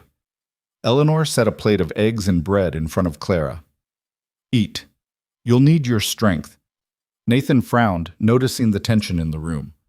"What's going on?" Clara exchanged a glance with Eleanor, then took a breath. "My mother left evidence. Documents proving Edgar murdered her, stole from her, arranged my marriage to Hutchins. It's hidden at the ranch, and we're going to get it." "Absolutely not." Nathan stood abruptly. "That's suicide. The ranch will be crawling with men who are out searching for me, which means fewer guards at the house." Clara kept her voice steady. "Eleanor will create a distraction in town. I'll slip in through the back, get the jewelry box from my mother's room, and leave. 15 minutes, maybe 20. You're talking about riding straight into Edgar's territory, breaking into a guarded house, and hoping you don't get caught." Nathan's voice was hard. "Do you understand how many things could go wrong? Do you understand that without that evidence, it's my word against a powerful rancher's?" Clara met his eyes.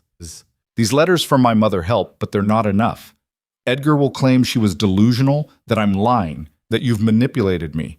We need irrefutable proof. Then I'll go get it. You don't know the house layout. You don't know which room, which jewelry box, where the false bottom is located." Clara shook her head. "It has to be me." Nathan turned to Eleanor. "And you're encouraging this?" "I'm enabling this," Eleanor corrected. "There's a difference. Clara's right. Without evidence, Edgar walks free. With it, we have a chance at real justice." "At what cost?" Nathan's frustration was evident. If they catch me, you'll still have the letters and your sworn statement," Clara said quietly. "But they won't catch me. I know that ranch better than anyone. I know the servants' schedules, the blind spots, the places Edgar never bothers to check." Nathan ran a hand through his hair, clearly torn. "This is a terrible idea. It's the only idea we have." Clara stood and moved to face him directly. "You're riding to Fort Kearney today, aren't you?"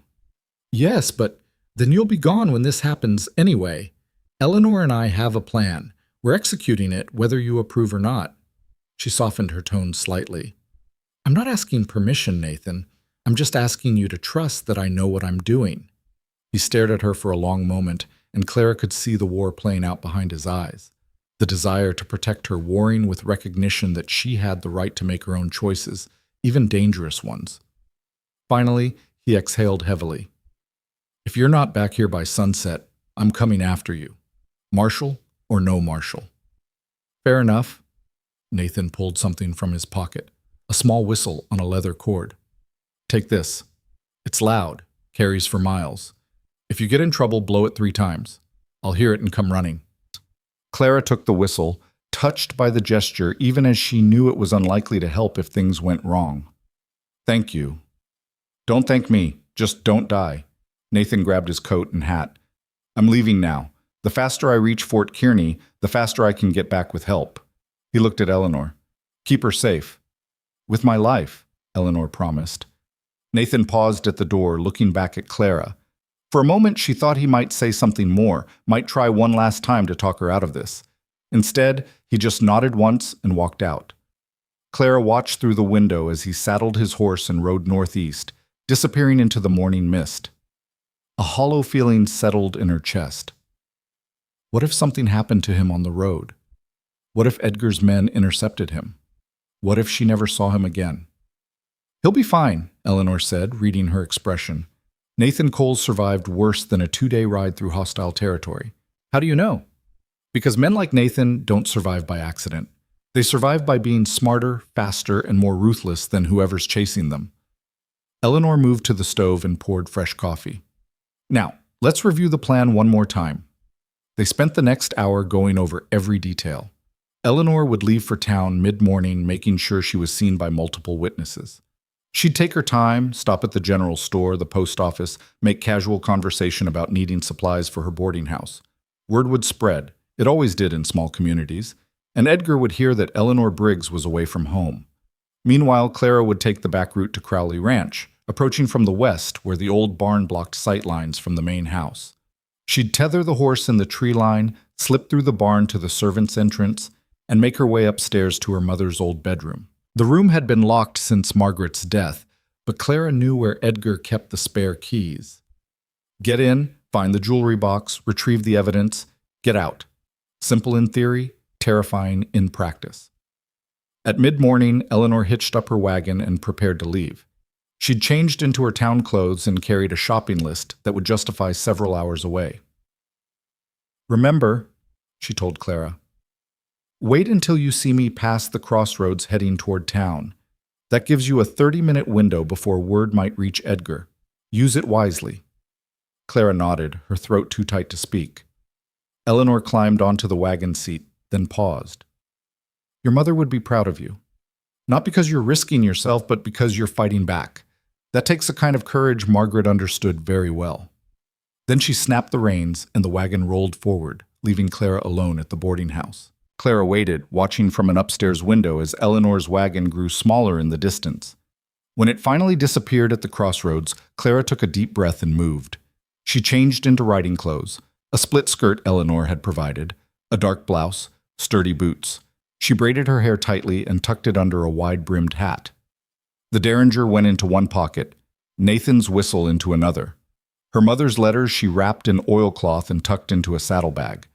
In the stable, she found the mare Eleanor had mentioned, a dappled gray with intelligent eyes and a calm disposition. Clara saddled her quickly, her hands steadier than she'd expected. Fear was present, yes, but so was something else. Purpose. Determination.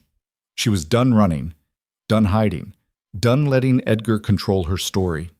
The ride to Crowley Ranch took 40 minutes, Clara pushing the mare hard but not recklessly. She approached from the west as planned, using the rolling terrain to stay out of sight until she reached the tree line bordering the property.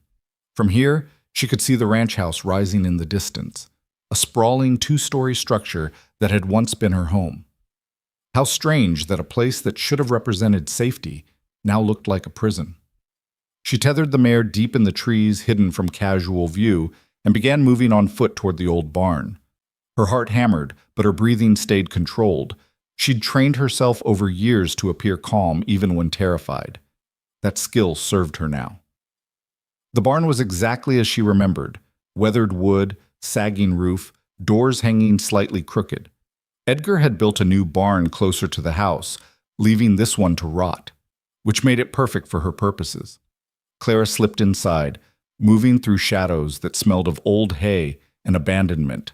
At the far end, a door led to a covered walkway that connected to the main house. Servants had used it once to avoid rain when moving between buildings. She tested the door. Unlocked. Edgar's arrogance at work. He never imagined anyone would dare intrude on his property.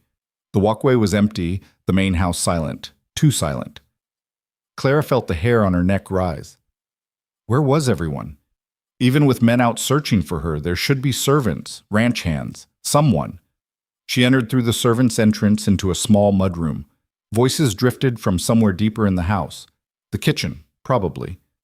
The staff would be preparing the midday meal.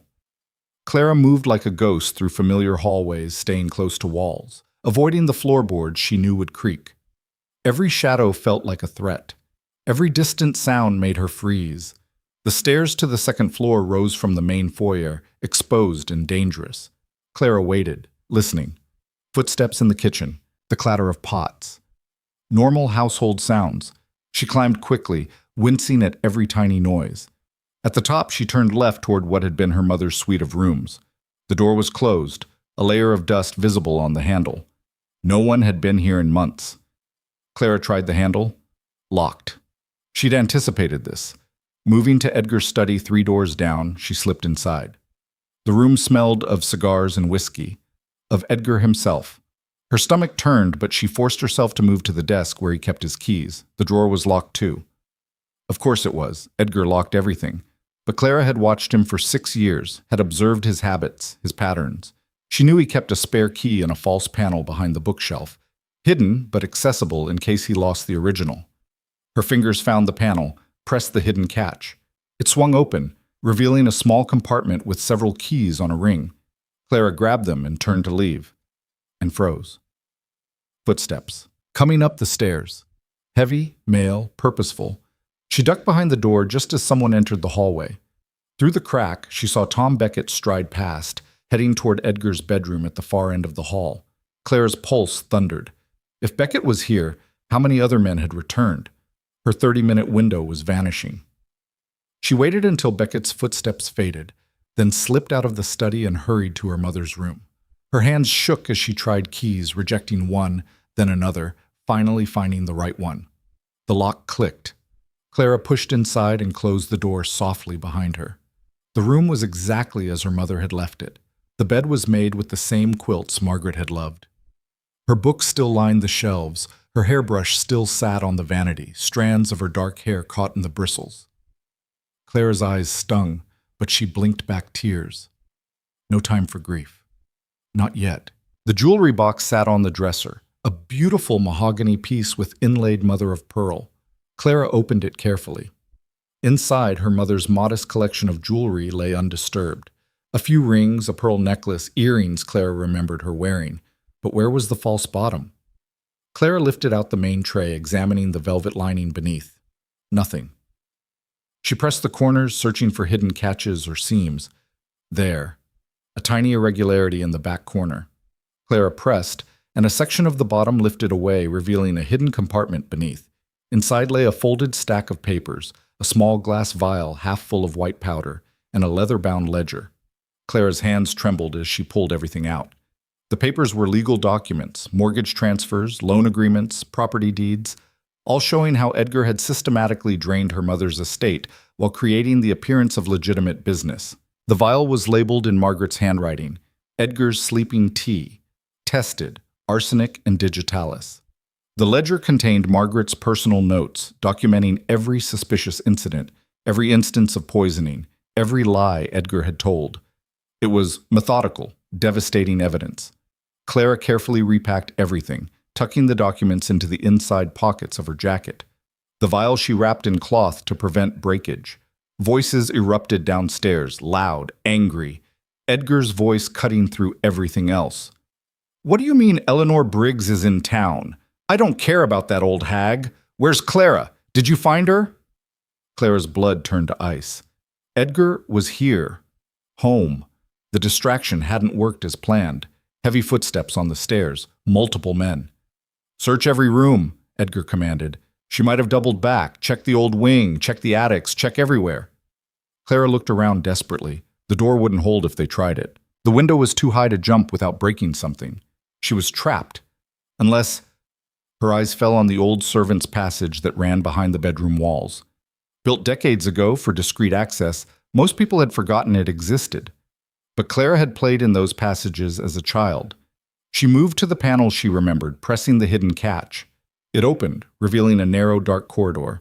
Clara slipped inside just as she heard someone try her mother's door. "This one's locked, boss." "Open it, crowbar if necessary." Clara moved through darkness, feeling her way along rough wood walls. The passage ran the length of the house, with access points to multiple rooms. She needed to get downstairs, get out, get to her horse. Behind her, wood splintered as someone broke through her mother's door. "She's been here! The jewelry box is open!" Edgar's roar of fury echoed through the walls. "Find her! She can't have gone far!" Clara moved faster, one hand on the wall to guide her, the other protecting the precious evidence in her jacket. The passage turned, descended via a narrow staircase built into the walls. She emerged on the first floor behind the kitchen, the panel opening into the butler's pantry. Voices shouted throughout the house. Boots thundered overhead. Clara peered out. The kitchen was empty. The staff had probably fled when Edgar started shouting. The servants' entrance was 20 feet away. She ran. Through the mudroom, into the covered walkway, across to the old barn. Behind her, someone shouted. She'd been spotted. No time for stealth now. Clara sprinted through the barn, burst out the far side, and ran for the tree line. Gunshots cracked behind her. Bullets splintered wood near her head. She reached the trees, untethered the mare with shaking hands, and swung into the saddle. The horse needed no urging, taking off at a gallop as more shots rang out. Clara leaned low over the mare's neck, guiding her through the trees using paths she remembered from childhood rides. Behind her, she could hear pursuit, men on horses closing the distance. She broke from the trees into open prairie and gave the mare her head. The horse was fast, just as Eleanor had promised, eating up ground with powerful strides. But Edgar's men were on fresher horses, and there were at least 4 of them. Clara risked a glance back. They were gaining. She reached for Nathan's whistle, brought it to her lips, and blew 3 sharp blasts. The sound carried across the prairie, thin and desperate. A gunshot answered, close enough that Clara heard the bullet whine past.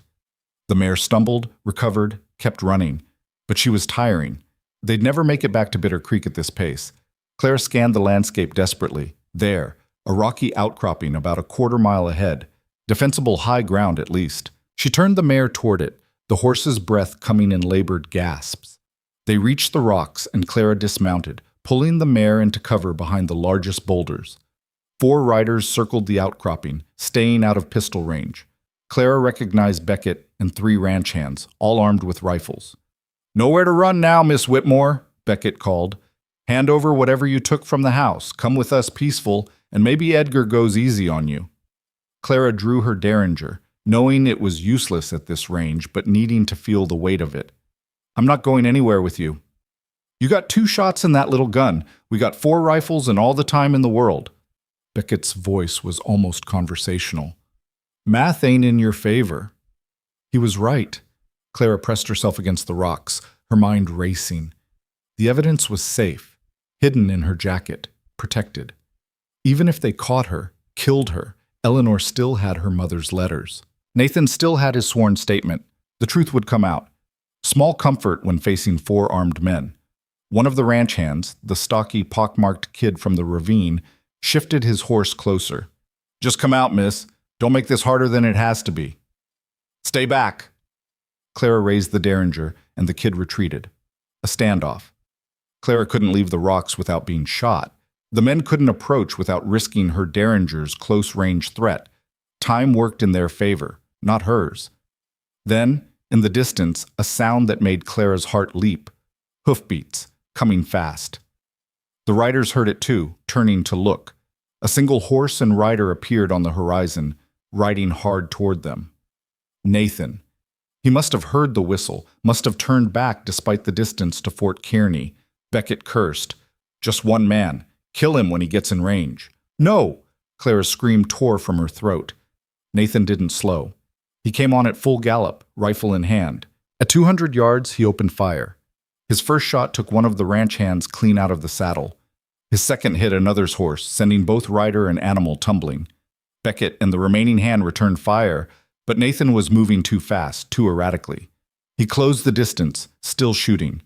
Claire used the distraction to break from cover, running toward Nathan. Beckett swung his rifle toward her, and she saw his finger tighten on the trigger. Nathan's shot caught Beckett in the shoulder, spinning him around. The foreman's shot went wild. The last ranch hand, the pockmarked kid, threw down his rifle. "I'm done. I surrender." Nathan reined to a halt beside Clara, reaching down. "Get up! Now!" Clara grabbed his arm, and he hauled her up behind him. The mare, freed from its hiding place, followed as Nathan kicked his horse into motion. They rode hard for 10 minutes before Nathan finally slowed, checking behind them for pursuit. The prairie was empty except for the pockmarked kid who was helping the wounded Beckett onto a horse. "Are you hurt?" Nathan demanded, twisting to look at Clara. "No, I'm fine. I got the evidence." She patted her jacket. "It's all here. Everything we need." Nathan exhaled shakily. "When I heard that whistle, I thought—" He stopped, his jaw tight. "Don't ever do that to me again." "You went back toward Fort Kearney. How did you get here so fast?" "I never left. Circled back and kept watch from a distance because I knew you'd do something reckless." His voice was rough with emotion he was trying to control. "Couldn't just ride away and hope for the best." Clara wrapped her arms around his waist, pressing her forehead against his back. "Thank you. Thank you for coming back." They rode into Bitter Creek as the sun began its descent. Eleanor was waiting on the boarding house porch, her face drawn with worry. When she saw them, relief flooded her expression. Thank heavens, I heard shots from town and feared the worst. She ushered them inside. Did you get it? Clara pulled out the documents, the vial, the ledger, spread them on the kitchen table for Eleanor to see. The older woman read through everything, her expression growing darker with each page. This is damning, absolutely damning. Edgar's finished. Not yet, Nathan said grimly. He knows Clara has the evidence now. He'll come after her with everything he has. We need the marshal here as soon as possible. Then you ride tonight, Eleanor decided. I'll keep Clara here, keep her safe, but you need to bring federal authority before Edgar can regroup. Nathan looked at Clara. Will you actually stay here this time? Not go charging into any more deadly situations? Despite everything, Clara almost smiled. I promise. I've got what I needed. Now it's your turn to finish this. He nodded and turned to leave, but Clara caught his hand. Be careful. Edgar's desperate now. Desperate men do terrible things. So do determined ones. Nathan squeezed her hand once, then released it and walked out into the gathering darkness. Clara watched him ride away again, and this time the hollow feeling in her chest was different. Not fear of losing him, but recognition of how much she'd come to depend on his presence, his strength, his unwavering belief that she deserved freedom. Come on, Eleanor said gently. Let's get you cleaned up and fed.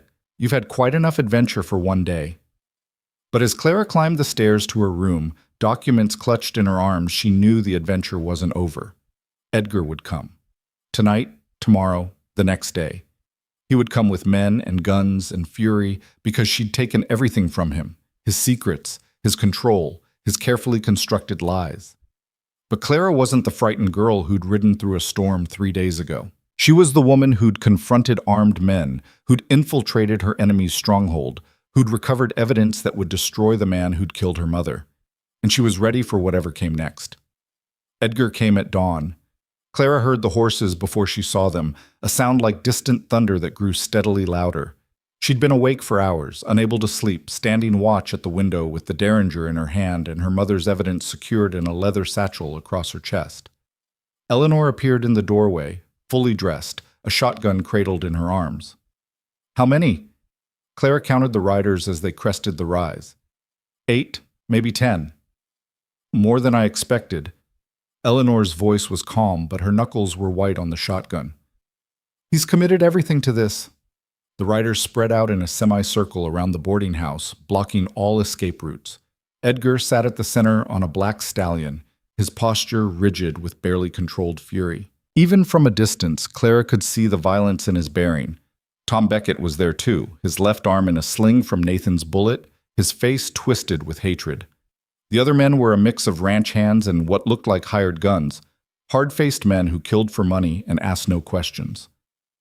Clara Whitmore! Edgar's voice carried across the distance, cold and precise. You've stolen property that belongs to me. Return it immediately, and I might show mercy.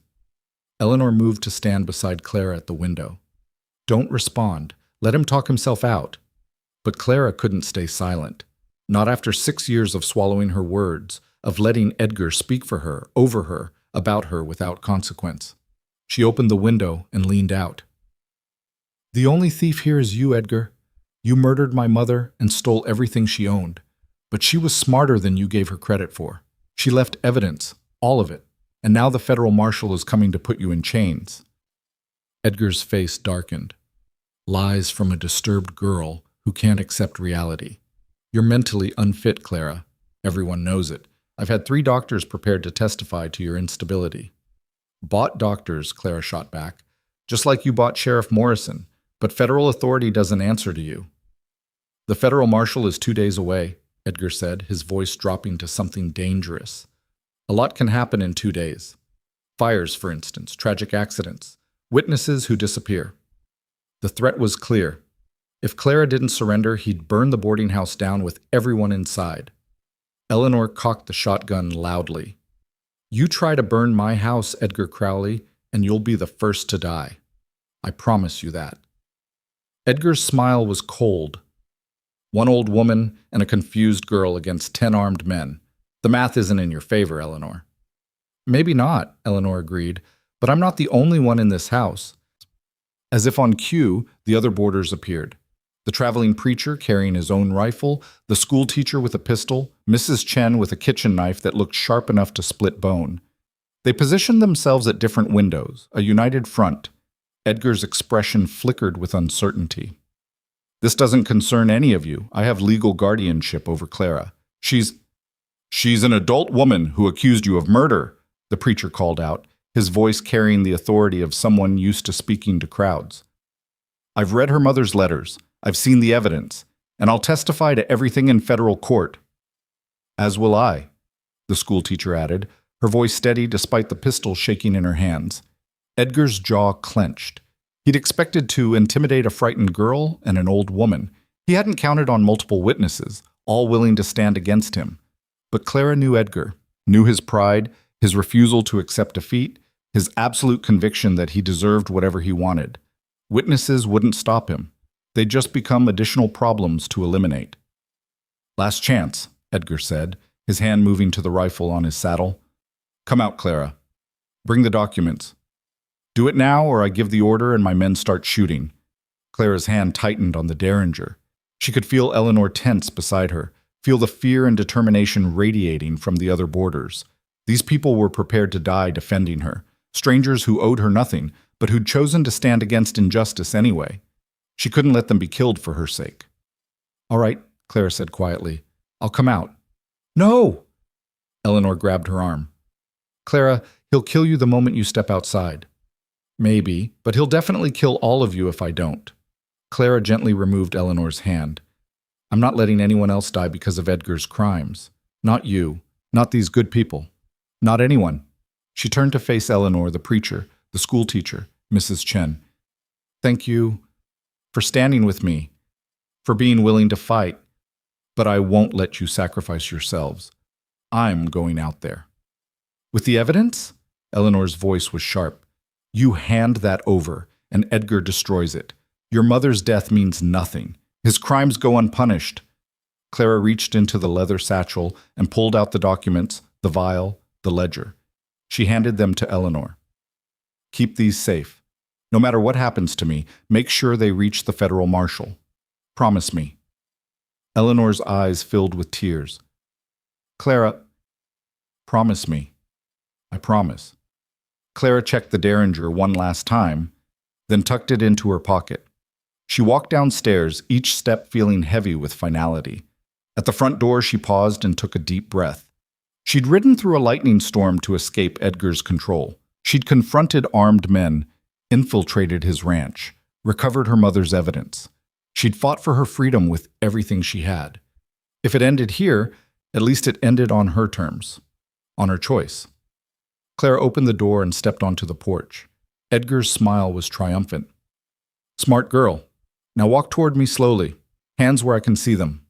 Clara descended the porch steps, her boots crunching on gravel. The morning sun was just breaking over the horizon, painting everything in shades of gold and shadow. It would have been beautiful if not for the rifles pointed at her heart. She walked forward until she stood 15 feet from Edgar's horse, close enough to see the calculation in his eyes, the certainty that he'd won. Where are the documents? Edgar demanded. Safe, where you'll never find them. His expression darkened. You think you're clever? You think hiding evidence changes anything? I own 3 judges, half the territorial legislature, and enough lawyers to bury you in legal proceedings for decades. Without proof, you're just a hysterical woman making wild accusations. I have proof, Clara said calmly. My mother's letters. Her ledger documenting every dose of poison you fed her, the vial of arsenic you used, financial records showing how you stole her estate. It's all documented, Edgar, and it's all going to the federal marshal.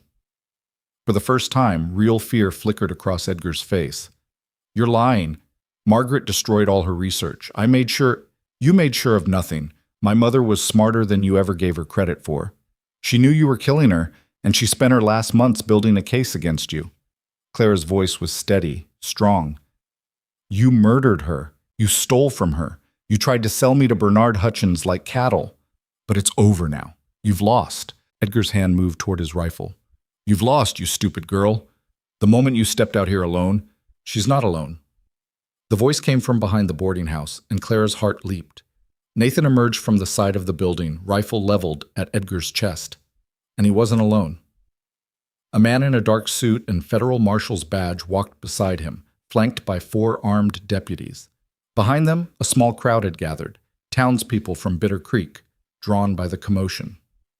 "Edgar Crowley," the marshal said, his voice carrying authority that made several of Edgar's hired guns shift nervously. "I'm Federal Marshal Samuel Garrett. You're under arrest for murder, fraud, attempted kidnapping, and conspiracy to commit forced marriage." Edgar's face went white, then red with rage. "You have no jurisdiction here. This is a local matter. Murder of a citizen is federal jurisdiction when it involves interstate commerce, which your financial fraud did." Marshal Garrett moved closer, hand on his holstered pistol. "Interstate wire transfers, falsified documents, conspiracy across territorial lines. You made this federal the moment you got greedy. You can't prove anything. It's the word of a disturbed girl against a respected rancher." "We have documented evidence," Nathan said, his voice hard.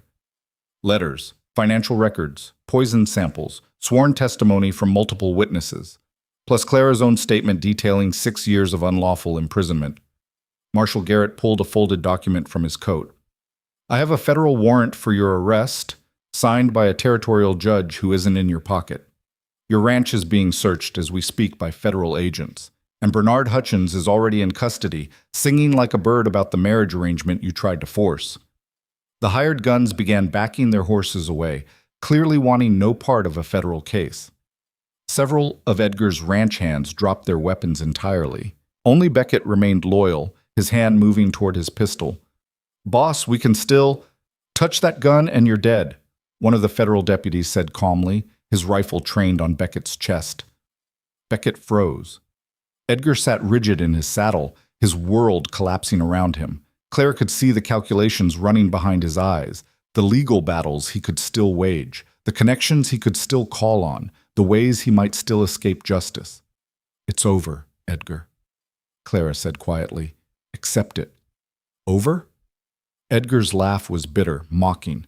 "You think this is over? You think you've won? Look at yourself, Clara. You're nothing. You've always been nothing. No one will ever want you. No one will ever—" "That's enough." Nathan's voice cut through Edgar's tirade like a blade. He moved to stand beside Clara, his presence solid and unwavering. "You don't get to speak to her anymore. You don't get to diminish her, control her, or define her worth. Those days are done." Marshal Garrett gestured to his deputies. "Take him." 2 deputies moved forward, pulling Edgar from his horse and binding his wrists. He fought, cursing and threatening, but they handled him with professional efficiency. "You'll regret this," Edgar screamed as they dragged him toward a waiting wagon. "All of you. I'll destroy you. You'll spend the next 20 years in federal prison if you're lucky," Marshal Garrett said flatly. "If the jury decides murder warrants hanging, which it might, you'll spend considerably less time doing considerably less talking." They loaded Edgar into the wagon, along with Beckett and 2 ranch hands foolish enough to have drawn weapons. The rest of Edgar's men scattered, disappearing into the prairie to avoid federal charges. Marshal Garrett turned to Clara. "Miss Whitmore, I'll need you to come to Fort Kearney to provide formal testimony. We're building an airtight case, but your statement is crucial." Clara nodded, her legs suddenly weak now that the immediate danger had passed. "Of course. Whatever you need. The trial will likely take place in the territorial capital. Could be months before it's resolved. Are you prepared for that? Edgar's lawyers will try to discredit you, question your sanity, your motives." "Let them try." Clara's voice was steady. "I have the truth, and I have evidence. That's all I need." Nathan stepped closer, offering quiet support without crowding her. "She won't face it alone. I'll be there. Eleanor will be there. Everyone Edgar threatened will stand with her." Marshal Garrett nodded approvingly. "Good. Justice works better when witnesses stand together." He tipped his hat to Clara. "You're a brave woman, Miss Whitmore. Not many would have fought back the way you did." "I had help," Clara said, glancing at Nathan, at Eleanor standing on the boarding house porch, at the townspeople who'd gathered to witness Edgar's downfall. "Maybe so, but courage starts with one person deciding enough is enough. You were that person." The marshal turned to leave, then paused. Your mother would be proud. Whatever else happened, know that. Tears stung Clara's eyes, but this time she let them fall. Thank you. As the federal wagon rolled away with Edgar locked inside, the crowd began to disperse. The crisis was over. The danger had passed. Life would return to normal, except Clara's life would never be normal again, and she was grateful for it. Eleanor descended from the porch and wrapped Clara in a fierce hug. You did it. You actually did it. We did it, Clara corrected, her voice muffled against Eleanor's shoulder. All of us. When she pulled back, Nathan was waiting. His expression was complex, relief, pride. Something else Clara couldn't quite name. How did you get back so fast, she asked. With the marshal? Rode through the night, explained everything to Marshal Garrett, showed him your sworn statement and the letter Eleanor sent ahead. He assembled deputies immediately, said cases like this are exactly why federal law exists. Nathan's smile was tired but genuine. We pushed hard to get back before Edgar could do something irreversible. You saved my life. Again. You saved your own life. I just provided backup. He paused, seeming to struggle with something. Clara, I need to tell you... Wait. Clara held up a hand. Before you say anything else, I need to say something. These past few days, you've treated me with more respect and dignity than I've experienced in 6 years. You've risked everything to help someone you barely knew. You've believed in me when I barely believed in myself. She took a breath. I don't know what happens next. I don't know where I go or what I do with my freedom, but I know I don't want to face it alone. Nathan's expression softened. You won't have to. If you'll have me, I'd like to see where this goes. No obligations, no expectations, just two people choosing to face the world together. As equals. As equals, he confirmed. Partners. If that's what you want. Clara thought about the girl who'd ridden through a storm believing no one would ever see her as worthy. Thought about the woman she'd become. Strong enough to face armed men, brave enough to confront her demons, capable enough to save herself. That's exactly what I want, she said. The trial took place 3 months later in the territorial capital. Clara testified for 2 full days, detailing every aspect of Edgar's crimes. His lawyers attacked her credibility viciously, but she stood firm. The evidence was overwhelming. Margaret's letters, the financial records, the poison vial, testimony from multiple witnesses, including several servants who'd finally found courage to speak. Bernard Hutchins testified too, offered immunity in exchange for cooperation. He confirmed the marriage arrangement, the payment to Edgar, everything. The jury deliberated for 6 hours. Guilty on all counts. Edgar Crowley was sentenced to 20 years in federal prison for fraud and conspiracy. The murder charge couldn't be proven to the satisfaction of territorial law. Margaret's body had been buried too long for examination. But the judge made clear that Edgar's sentence reflected the full scope of his crimes. 20 years. Edgar would be 73 when released, his health broken, his empire gone. Justice wasn't perfect, but it was real. Clara's inheritance was restored in full. The ranch, the money, everything Margaret had left her. She could have kept it, built a life of comfort and security. Instead, she sold the ranch within a month. Too many ghosts haunted those walls. With the proceeds, she purchased the boarding house from Eleanor, who stayed on as manager and partner, and expanded it into something more. A refuge for women fleeing abuse, coercion, forced marriage. A place where they could find safety, legal assistance, education, job training. A place where women of every size, age, and background were treated as whole human beings deserving of dignity and choice. They called it Margaret's house, in honor of the woman who'd fought back even as she died, who'd left the tools her daughter needed to finish the battle. Nathan stayed. Not out of obligation, but out of choice. He took a position as security consultant for the refuge, teaching women to defend themselves, to recognize danger, to stand firm against threats. But more than that, he became Clara's partner in the truest sense. They built something together, not a traditional marriage with ownership and submission, but a partnership of equals who chose each other daily. On a warm evening, 6 months after Edgar's sentencing, Nathan took Clara to a hill overlooking the Platte River Valley. The sun was setting, painting the sky in shades of orange and gold. I have something to ask you, he said, his voice quiet but steady. Clara's heart quickened. What is it? Do you want this life with me? Not because you need saving, not because you're grateful, but because you genuinely want to build a future together?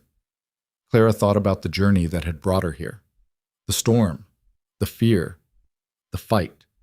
The gradual realization that her worth had never been determined by her body, her appearance, or other people's narrow judgments. She'd learned that freedom wasn't about becoming smaller. It was about taking up space without apology, about choosing her own path and defending that choice with everything she had. And love, real love, didn't require her to shrink or apologize or change. I choose this, she said firmly. I choose you. I choose us. They married a month later beneath open sky, surrounded by the women of Margaret's house and the friends who'd stood with Clara when standing was dangerous. There was no giving away, no transfer of property, no promises to obey. Just two adults standing as equals, promising to choose each other every day. Eleanor officiated, her voice strong and clear. Marriage isn't about ownership or control. It's about two people deciding that together they're stronger than apart, that their choices matter more when made in partnership, that love means respecting freedom, not restricting it. Clara and Nathan exchanged vows they'd written themselves, promises to honor each other's autonomy, support each other's growth, stand together against whatever came. When Eleanor pronounced them married, the assembled crowd erupted in cheers. But Clara barely heard them. She was too focused on Nathan's face, on the quiet joy and fierce commitment she saw there. He'd never looked at her with pity or judgment, never treated her body as something to fix or tolerate, never expected her to be anything other than exactly who she was. And she loved him for it, not because he'd saved her, though he had, but because he'd given her space to save herself. The years that followed brought challenges. Edgar's conviction didn't instantly change how society viewed women who didn't fit conventional standards. Clara still encountered judgment, still faced people who looked at her with assumptions and prejudice. But she'd learned something powerful during those desperate days of running and fighting. Her body had never been the cage. Fear was. And she was done being afraid. Margaret's house grew, helping dozens of women find freedom and rebuild their lives. Some stayed on, becoming teachers and counselors for the next women who arrived desperate and afraid. Others moved on to new cities, new opportunities, carrying with them the knowledge that they deserved better than what they'd escaped. Nathan and Clara's partnership deepened. They didn't always agree, didn't always see eye to eye, but they faced their disagreements as equals, with respect and honest communication. They never had children. Clara's body didn't cooperate in that particular way. But they built a different kind of family. The women of Margaret's house became their daughters, their sisters, their community. On quiet evenings, when the house was settled and the day's work done, Clara and Nathan would sit on the porch and watch the prairie stretch endlessly toward the horizon. Sometimes Clara thought about that night she'd ridden through lightning and rain, terrified and desperate, certain she'd die before morning. She'd been so wrong about so many things. She'd believed no one would ever see her as worthy, that her body defined her value, that freedom meant escaping rather than fighting back. But she'd learned the truth. Worth wasn't something granted by others. It was something you claimed for yourself. Your body was just the vessel that carried you through life. Neither good nor bad, just yours. And freedom wasn't about running away. It was about standing still and refusing to be moved. 10 years after that desperate flight through a Nebraska storm, Clara stood on the same hill where Nathan had proposed. The prairie rolled endlessly around her, wild and free. She thought about her mother, about the courage it had taken to document her own murder while dying by inches, about Eleanor, who'd sheltered desperate women for decades with no recognition or reward, about Nathan, who'd risked everything for a stranger because it was right, and she thought about herself, the girl who'd been told she was wrong, who'd spent years trying to make herself smaller, who'd finally learned that taking up space wasn't something to apologize for. Thunder rumbled in the distance, another storm approaching. But Clara didn't run. She stood tall, face turned toward the wind, and smiled. Let it come. She was ready for anything.